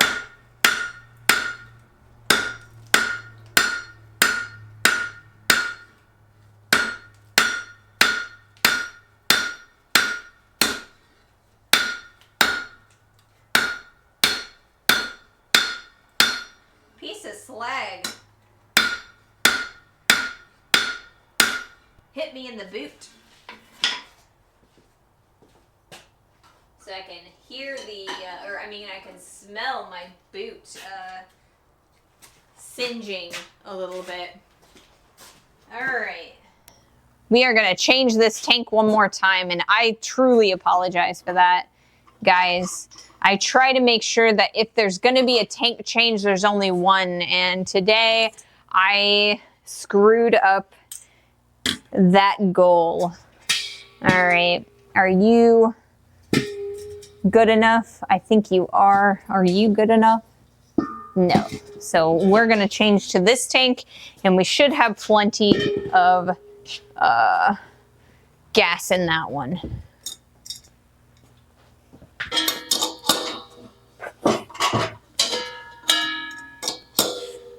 So I will make sure that this is the one that I change or exchange.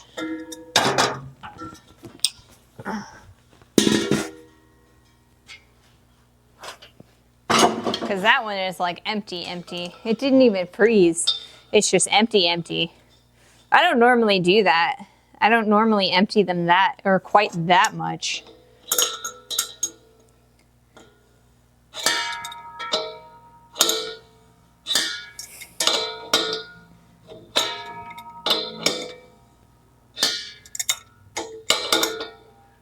Alrighty. Open that up. Make sure it's sealed. And let's restart. Oh, come on. There we go.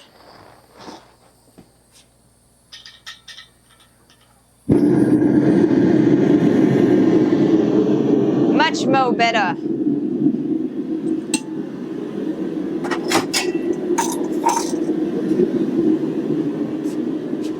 Mahalo, do you have a bathroom scale or something to measure the tanks, or just go by feel? Normally I just go by feel, which is probably not the best.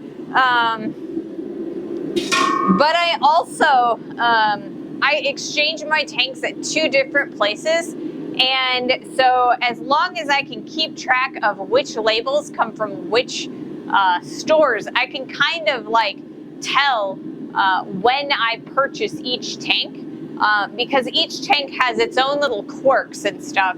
So I know that the first one that I took off, the first one that we used today, I know that that is the one that I bought on Wednesday because it was purchased at the AmeriGas, and it's the one that has lots of like, or it's been painted, or the rust on it has been painted over, right? And that one, I believe I picked that one up like 2 or 3 weeks ago. There's a little bit left at the bottom of the tank. The one I just pulled off, that one is a Rhino gas, and I got that one, I think I got it at Lowe's, not last week, but the week before. So I do have a semblance of an idea of like when I bought them, and then I can also cross-reference when I bought them with how many streams I used those with, if that makes any sense. So I don't have like a scale, but I kind of have a generalized idea, and I know which ones that I might try picking up. I also have one that's like covered in dust that I haven't exchanged in a very long time, and that's one of them that I need to exchange here shortly. I have drank through a lot of my water. I thought that I'd be okay today because it isn't like really, really hot. It's still in the, it's like, I thought that it was going to be in like the high 50s, low 60s, but I've drank through a lot of water today. So I should have filled my bigger water bottle and not the itty one. But we should be fine. So on the next heat, when this guy heats up again, what I'm going to do is I'm actually going to start from the tip, and I'm going to start actually like rounding out our paper clip, because we have plenty of material. Like, we don't have quite enough material, but we have enough material that it's going to take a little bit of time to kind of round that out. So if I start now, then I'll be able to gradually round it out as we are continuing to taper. So that is our next goal, is to kind of continue the taper as well as, you know, rounding it out. Alrighty.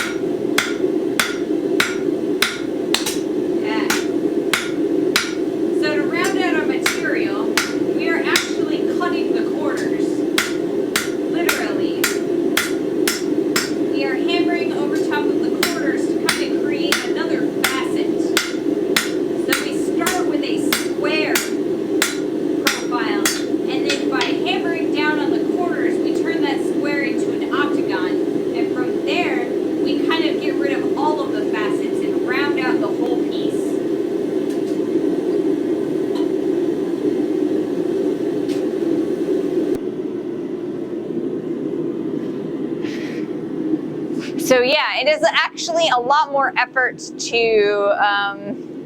do that rounding than it is to actually do the taper itself, because you're not really hammering a large, like, you know, using your full body to create a lot of pressure with that hammer, so you're not getting nearly as much return.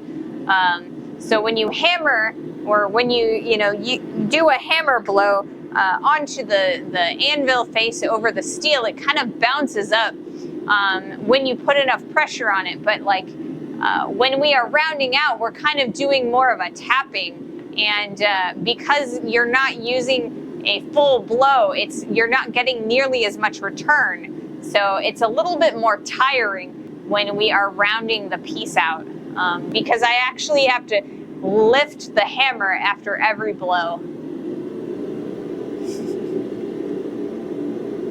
Hey, I'm home. I had so many ads on mobile, I had to leave. Well, welcome back, Boston.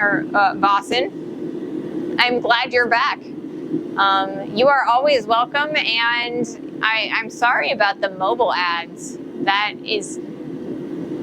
I just assumed that the ads would just be like the same for both mobile and PC, but I guess if they're different, then yeah. You missed all the explanation.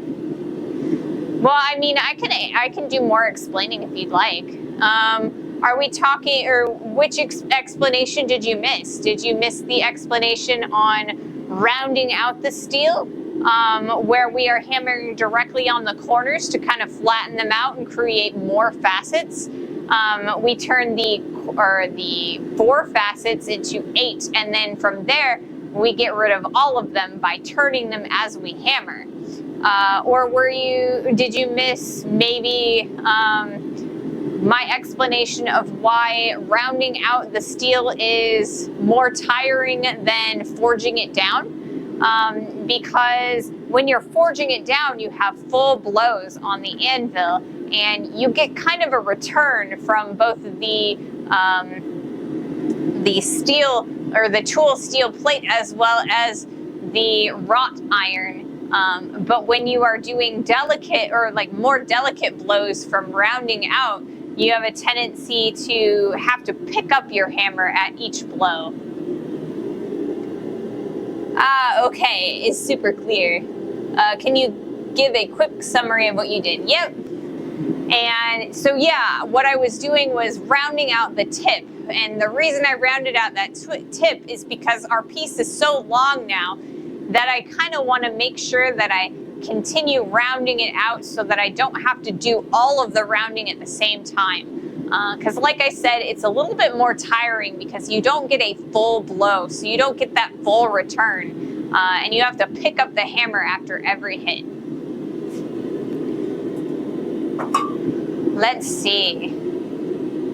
I have about a half an hour more in our planned stream, and I'm out of water.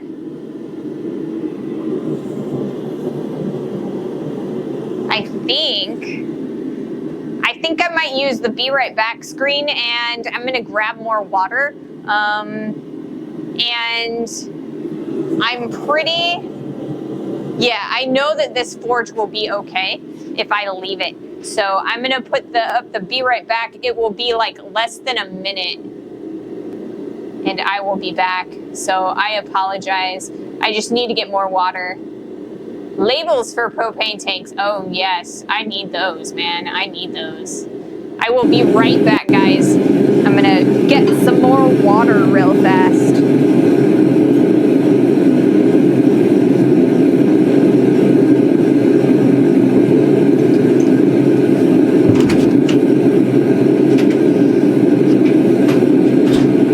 You know what? I totally forgot to mute myself.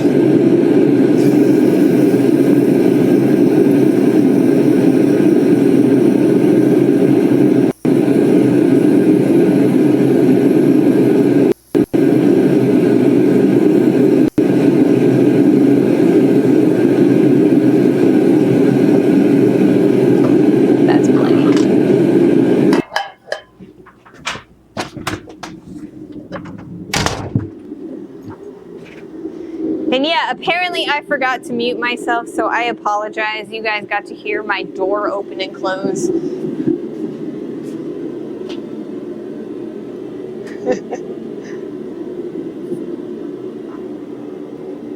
That screen is loud. Oh, I'm so sorry. I had no idea it was that loud.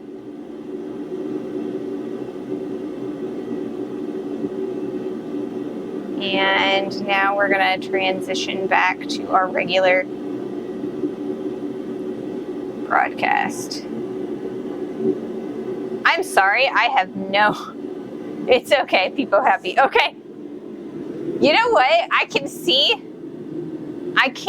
the special emotes from T7 and the other extension on my OBS, but I could totally see them on Twitch itself. That makes me sad. I would like to be able to see all of the neat emotes, the extended ones. So yeah, I will make sure that I reduce the volume on that Be Right Back. It also looks like it didn't loop on me. So I will see about that. I wasn't gone all that long and I didn't have that much, but it might have I think it reverted back to just like the regular camera. I do need to flip my clips real fast. Make sure that I keep getting all of my footage so I can edit it together correctly.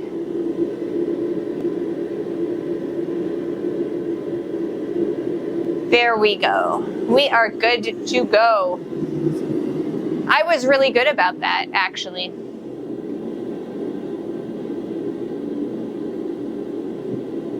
Oh, okay.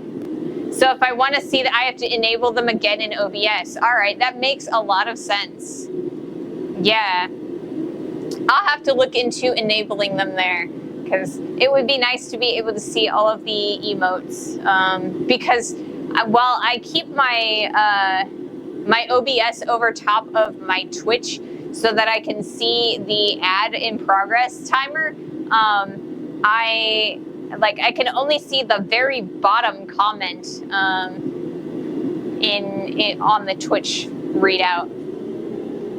I had the same problem. Yeah, I got it because I know that there's a whole bunch of like universal emotes on like, what is it, T7 or 7, whatever, like the extensions. And I thought that they were really neat to be able to see because I watch a few channels that utilize them quite a bit because they have just so many emotes that they ran out of Twitch emote spaces, and so they had to start uploading them onto the extension. And it's really weird seeing like these weird little phrases and then realizing that they turn into emotes.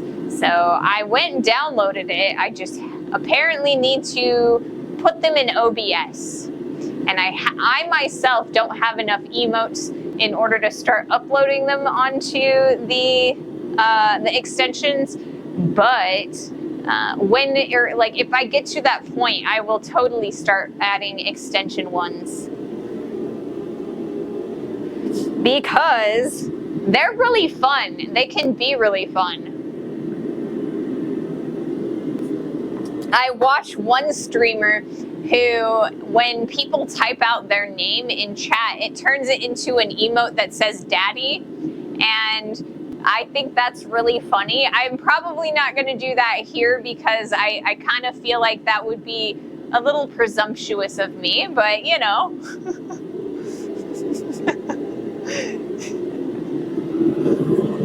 I don't know that I'm daddy to you guys, you know? I try not to presume. Okay. We are back.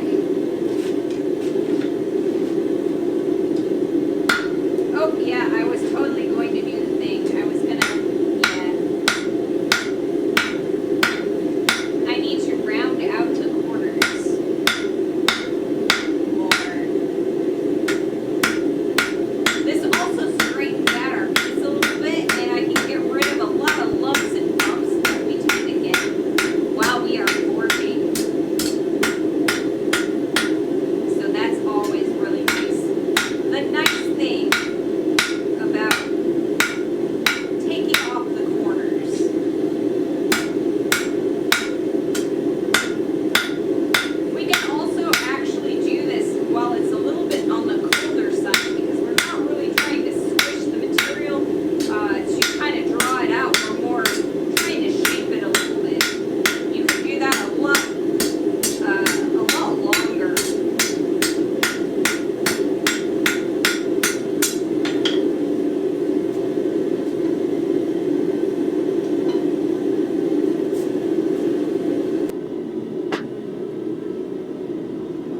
Alrighty, what is next? We're gonna keep on keeping on with that. I think that we're almost to the point where I am actually going to consider doing a little bit of the bending that we need to do, just to kind of see how far we need to continue to taper out that material.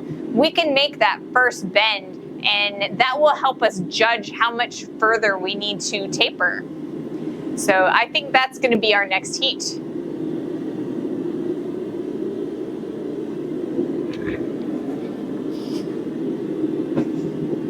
So yeah.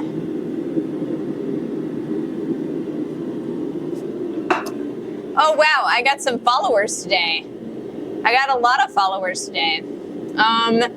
Salabi Not followed me. Thank you so much. Ebenezer followed me. Thank you so much for that.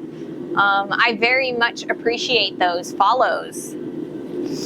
I love growing our community. We have a lovely community, and it's incredible. You guys are incredible. So thank you so much for those follows. And we will continue to keep growing this community.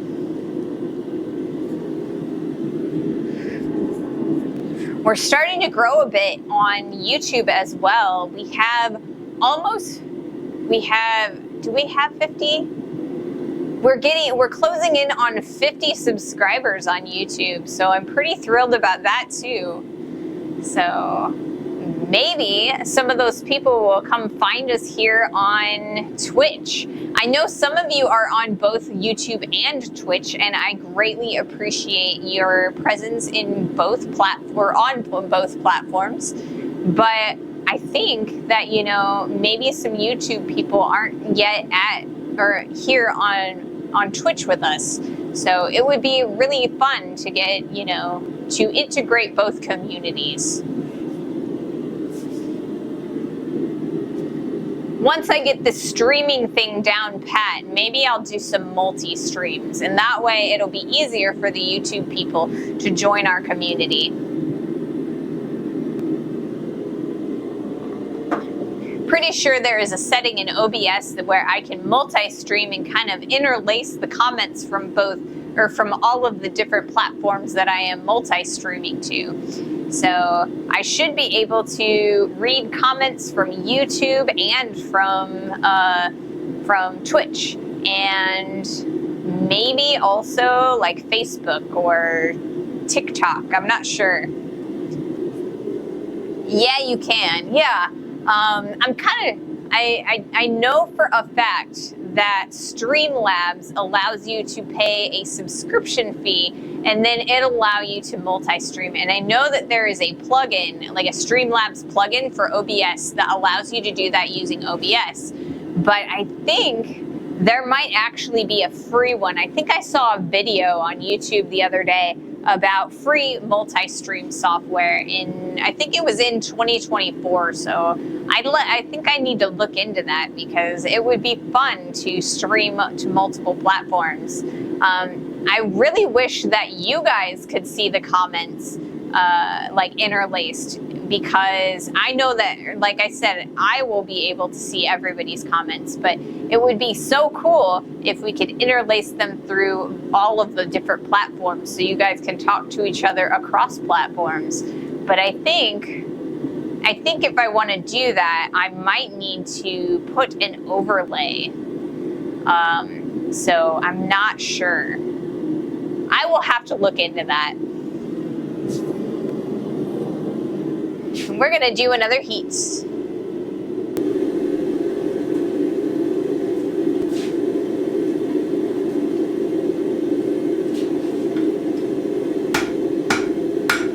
We're starting to get quite a lot of scale forming, so we need to be careful, because all this scale, when it flies off, it can cause issues.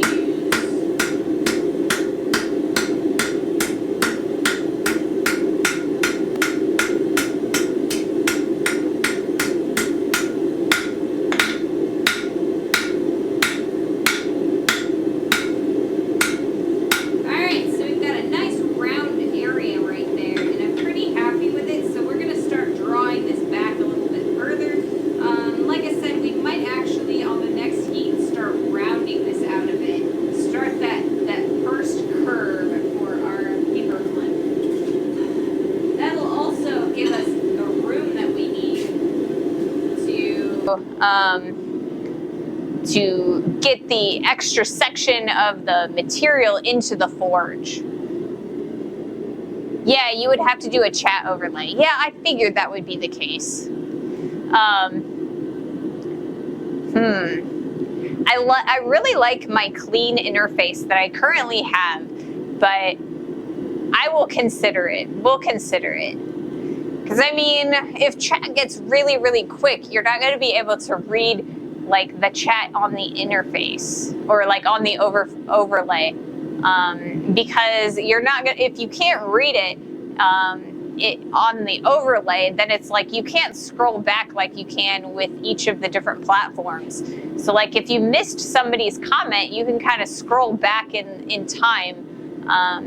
But you can't do that when it's an overlay. It just kind of stays there for a little bit and then it goes away. So I will do some research. We'll see what we can do.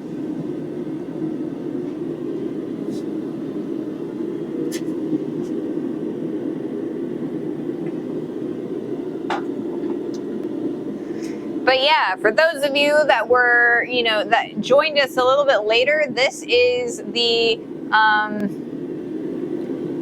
attempt at a paperclip that we did on Friday, and it kind of looks more like a pretzel or like some kind of weird twisted heart or something like that, and so I'm kind of a little bit disappointed with it, so that's why we are trying again.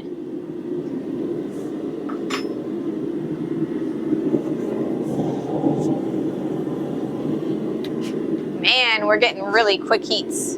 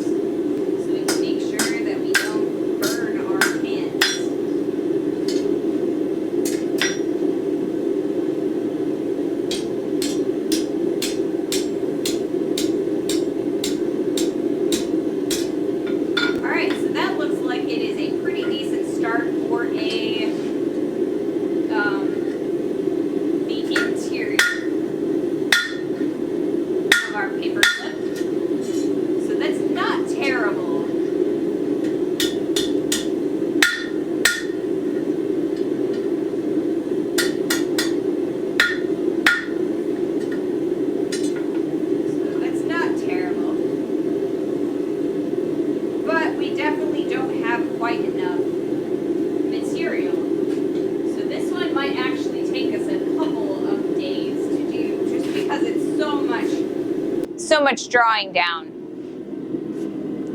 So I will continue tapering for as long as I can manage it with balancing both our propane and the amount of time that I am able to continue forging with my stamina the way it is, and we'll kind of judge to see if maybe we might need to take an extra day. Hopefully we don't, but we might. So.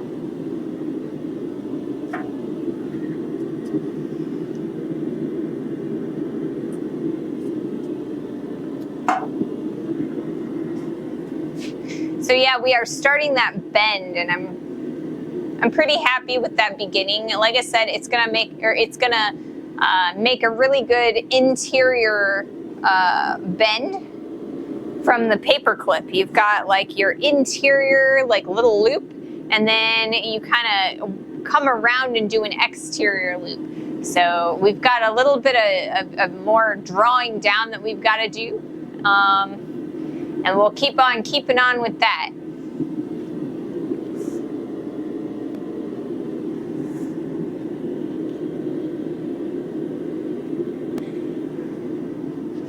eyebrow itched. But I also have to make sure that I keep my safety glasses in place. Keep on going. Yep, one more heat. Let's forge some more.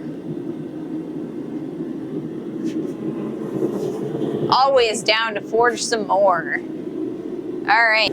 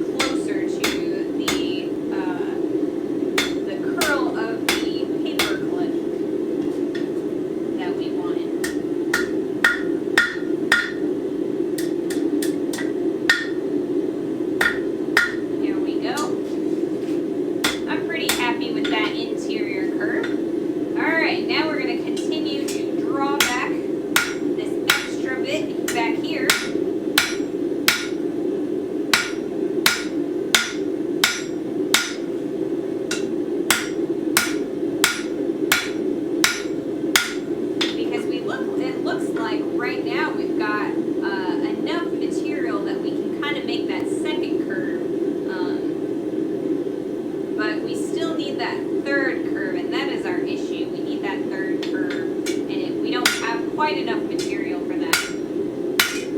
So we've got curve number 1, the interior curve,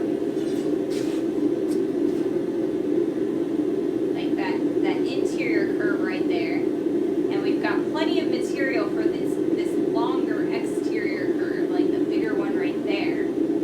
I think we've got plenty of material for that, but what we don't have is the material for the bottom curve, like this guy right back there.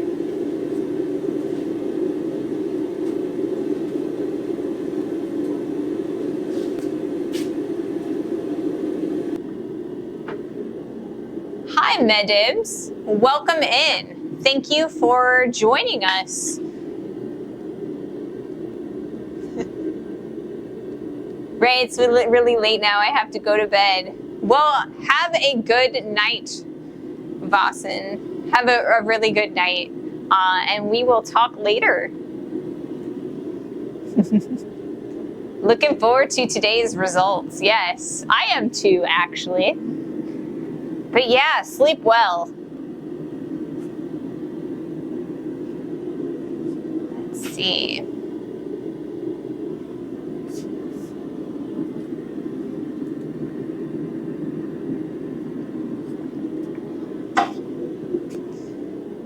If this is going to be a paperclip, you must have a heck of a lot of paper.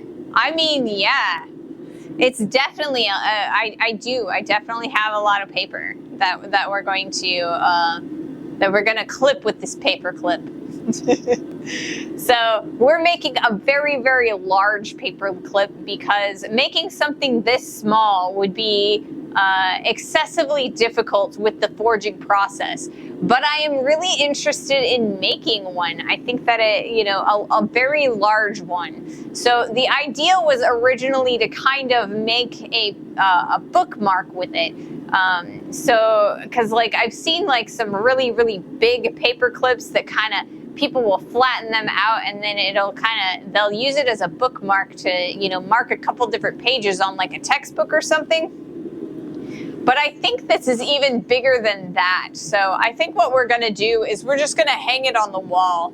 The reason I started doing a paperclip is because I had a negative comment on one of my first YouTube videos. And I'm relatively new to content creation. But I got a negative comment talking about, because like I was doing a straight style bottle opener. And a straight style bottle opener is a very, very simple project. Let me see. I had a bottle opener around here somewhere. Where did it go? I don't know. Anyway, it's like a very simplistic project. And so I did a condensed video, like a kind of a tutorial for it. And the comment that I got was, what's going to be your next video? A deep dive on a paperclip? And so I decided that I would take that challenge, and so we're making a paperclip. So yes, it's going to be a giant paperclip for giant paper. And I mean, maybe a giant will use it, like somebody who's like way tall, way tall.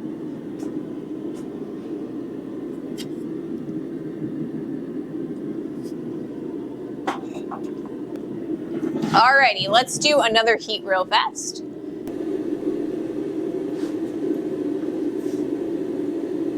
I've got my paperclip is starting to hook onto things. Okay.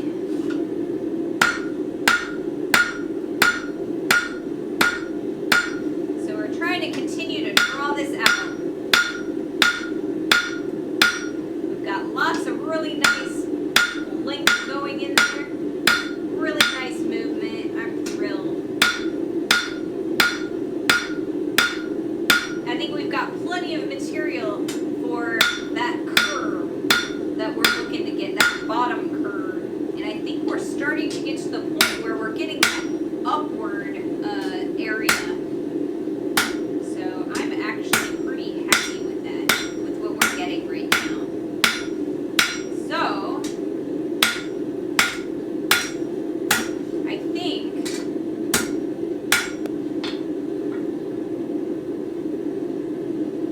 we're just going to keep on keeping on, because I'm a little bit afraid that if we actually move this, or like if we actually do the curve, then, or like I want to make sure that we get the entire straightaway for this curve, so that we don't have this section here interfering with tapering on the straightaway. So a little bit further, because I think that curve's going to start around here, and it's going to go up here and all the way up. So we've got maybe up to about here to taper.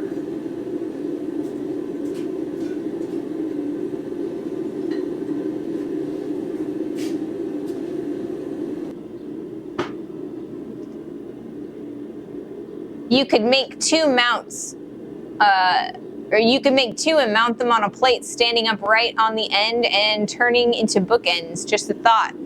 That would be an interesting set of bookends. So I could have one and it would be kind of diagonal on like a little right angle, and then I could make two of them. I've got plenty of plate. We could totally do that.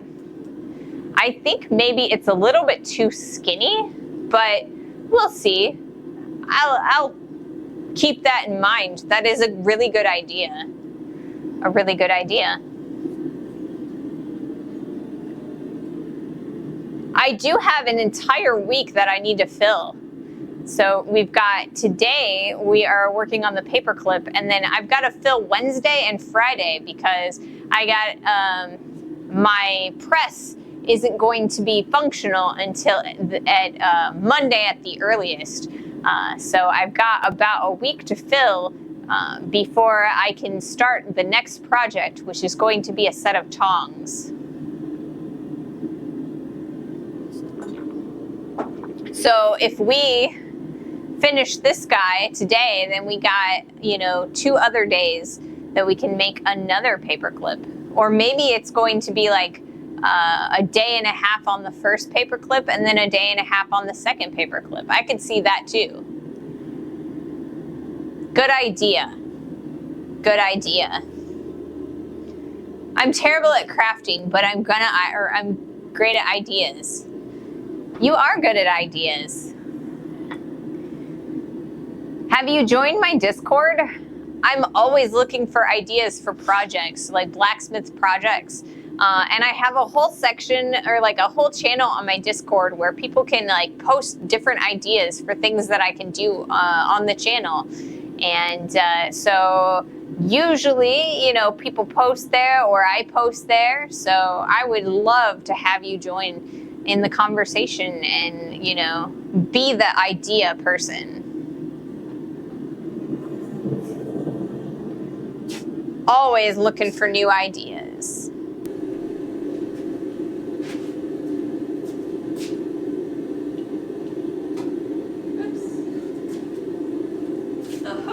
paperclip is starting to hook.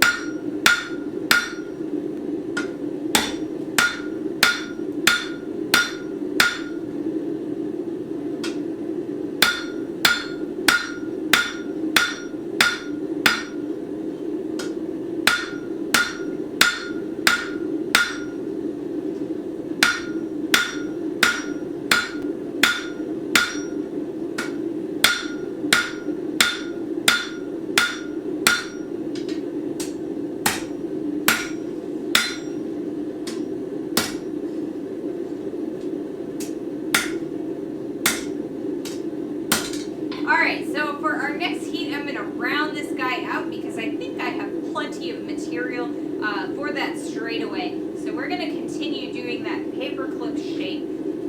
We got to round out those corners first, and then once that's rounded, we'll bring it around and we'll bend and do that bend. Couple more heats today. I only have one blacksmith item, a toasting fork made out of a car spring. Yeah, I've done a few of those. Car springs are absolutely amazing material to work with. I had a truck spring that I made a couple of rapiers out of. So the only two swords I've ever made, I made out of a truck spring. So in order to make them, I had to straighten out the whole spring. And I did that in my coal forge, and then I tapered them flat, and then from there I made swords out of them. It was a really fun project until I got to the part where I had to start grinding in the blade edges, and at that point I was like, maybe I'm not cut out for sharps. So I decided to be an architectural and furniture blacksmith and not a knife or swordsmith.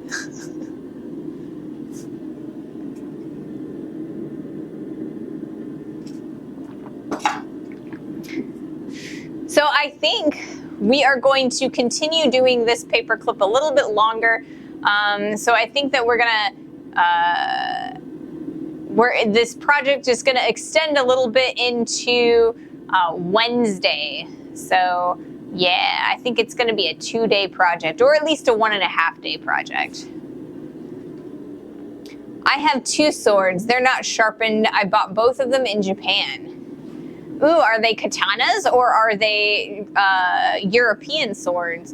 I think they also do like, what is it, the Tai Chi swords. But maybe those are more Chinese swords. I'm not amazingly good with the origins of different weaponry. So I don't know. Japan, China. It's like what is it called? Is it a Taiping? No, that's something else. But yeah, they do like Tai Chi swords and like katanas. Katanas are more fun, I feel like. They're both katanas. That makes sense. I mean, I feel like katanas are the most famous Japanese blades.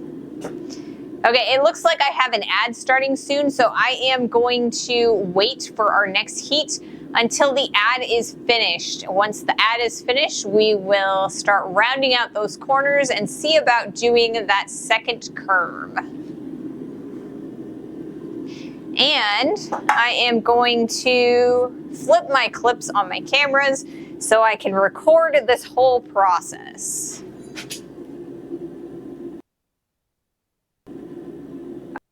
Clean footage so that I can make YouTube videos.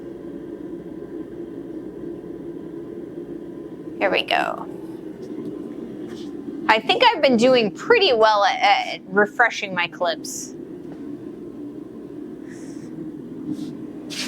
On Friday, I was absolutely terrible at it, though. On Friday, I only have 2 clips. Like from this one, I have 2 clips, and then from that one, I have 2 clips. The ones from The wide camera, I have about an hour, and we went for 3 hours. So I have an hour of missing footage. And then from this camera, I only have 2 half-an-hour sections. So I lost a lot of material, and I need to make sure that I am refreshing my clips every 30 minutes.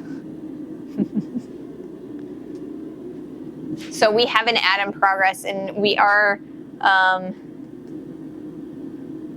going to do 1 or 2 more heats, and then I will probably end the stream for the day. We've been streaming for quite some time. I try to keep my streams a little bit on the shorter side so that I don't get too worn out. But yeah. When I was in Japan, I visited a museum that was a samurai museum, and they had an unusual sword. It had a handle on both ends of the blade. That is an unusual katana. I don't think I've ever seen one like that. But I mean, I kind of feel like most of my katana experience are in like, you know, kung fu movies and like in anime. There aren't many katanas in museums in the U.S. Anti-horse, the warrior used to lift up out of ditches as the horse charged. Oh, yeah. Cutting off the horse at the knees. That would be awful. But it would definitely be effective at dismounting your opponent and bringing them down to your level. All right, we're going to do another heat.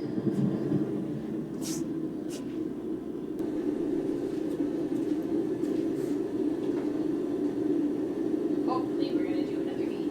We are going to do another heat. Okay.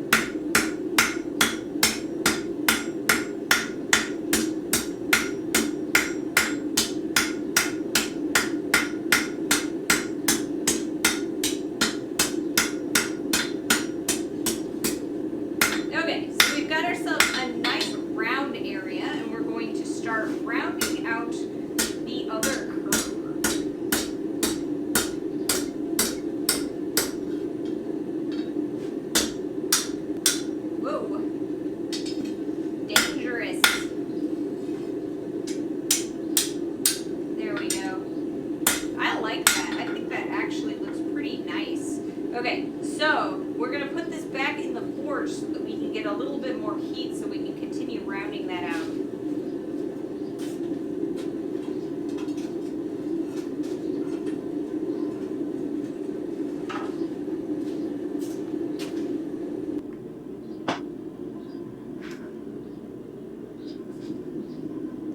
But yeah, I think we're going to do about 1 more heat, and then from there we will probably end the stream. If there is anybody that you are interested in rating, let me know. Otherwise, I get to pick. And normally you guys like what I pick, so hopefully, you know, I make a good decision, or you guys can suggest a good creator to raid. I enjoy raiding other blacksmiths, bladesmiths, glass blowers. We have raided potters before, jewelers. So yeah. Yes, mahalo, 1 more heat, and it is true, 1 more heat, because I want to make sure that I don't have to do another propane change, and I can kind of hear that propane starting to slow down a bit. I will have a fresh tank for Wednesday, and we shouldn't have to change the tank at all. And so we won't have to waste time changing tanks. So we've got 1 more heat to go. And it looks like we are ready to go for that. So let me know if you have any suggestions for our rating target.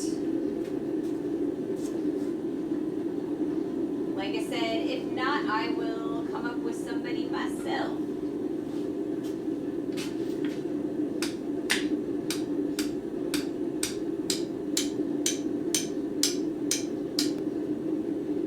Ooh, look at that. That's actually pretty nice. I like that a lot. So we are going to have a little bit of an interference on Wednesday that we're going to have to overcome. There is some quarters here and a little bit of drawing down that we need to do. So I think that we'll be all right. I'll have to pull these apart a little bit, but I think overall we will be fine. Yeah, look at that. It's a good start to a paperclip. So right now what we've got is this whole section here. So this next area, we just have a little bit more tapering to go. So we got to go all the way, around there. And we'll stop about there. So exciting, exciting. We're getting there. We're almost done. Alrighty. The blacksmith stream I normally watch is a guy called the Lost Viking, but he's not on at the moment. Okay. Well, I will keep an eye out for the Lost Viking, because I am always looking for new blacksmiths to watch. All right. So we are going to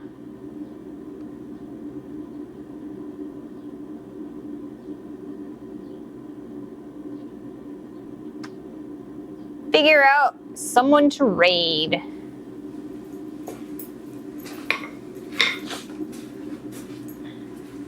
And thank you guys so much for joining us today. I had so much fun. Thank you, Madibs, for the follow. I greatly appreciate that. I really love growing our family and our community. All right, let's see. Who is around that we can raid? It's a bunch of crocheters, it looks like.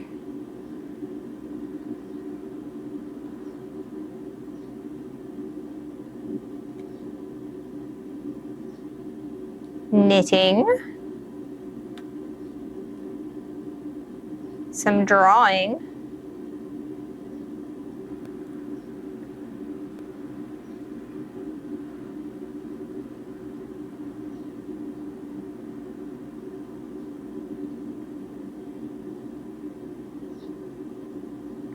Oh, look, Johnson's up. Let's raid Johnson. We will definitely raid Johnson. He's a knife maker, and he's incredible. He's a blast to talk to. So thank you so much for joining our raid. Our stream and joining the raid. Have a great rest of your day, and I will see you on Wednesday.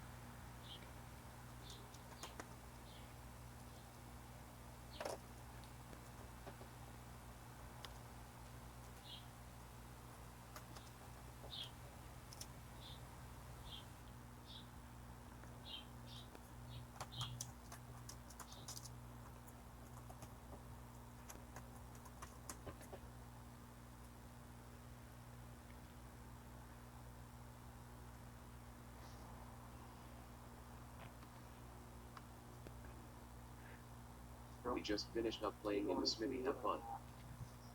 Yep, I understand. Dirty, got to get the sheet clean. I appreciate it. I appreciate it. You get to see Jim here in a second. I'm just waiting for the restroom myself. I'll be back. I'll be back. Ray, thanks again for Ray. Great.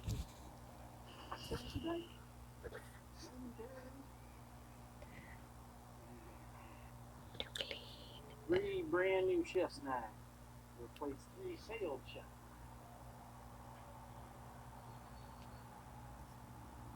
Good stuff. Right back.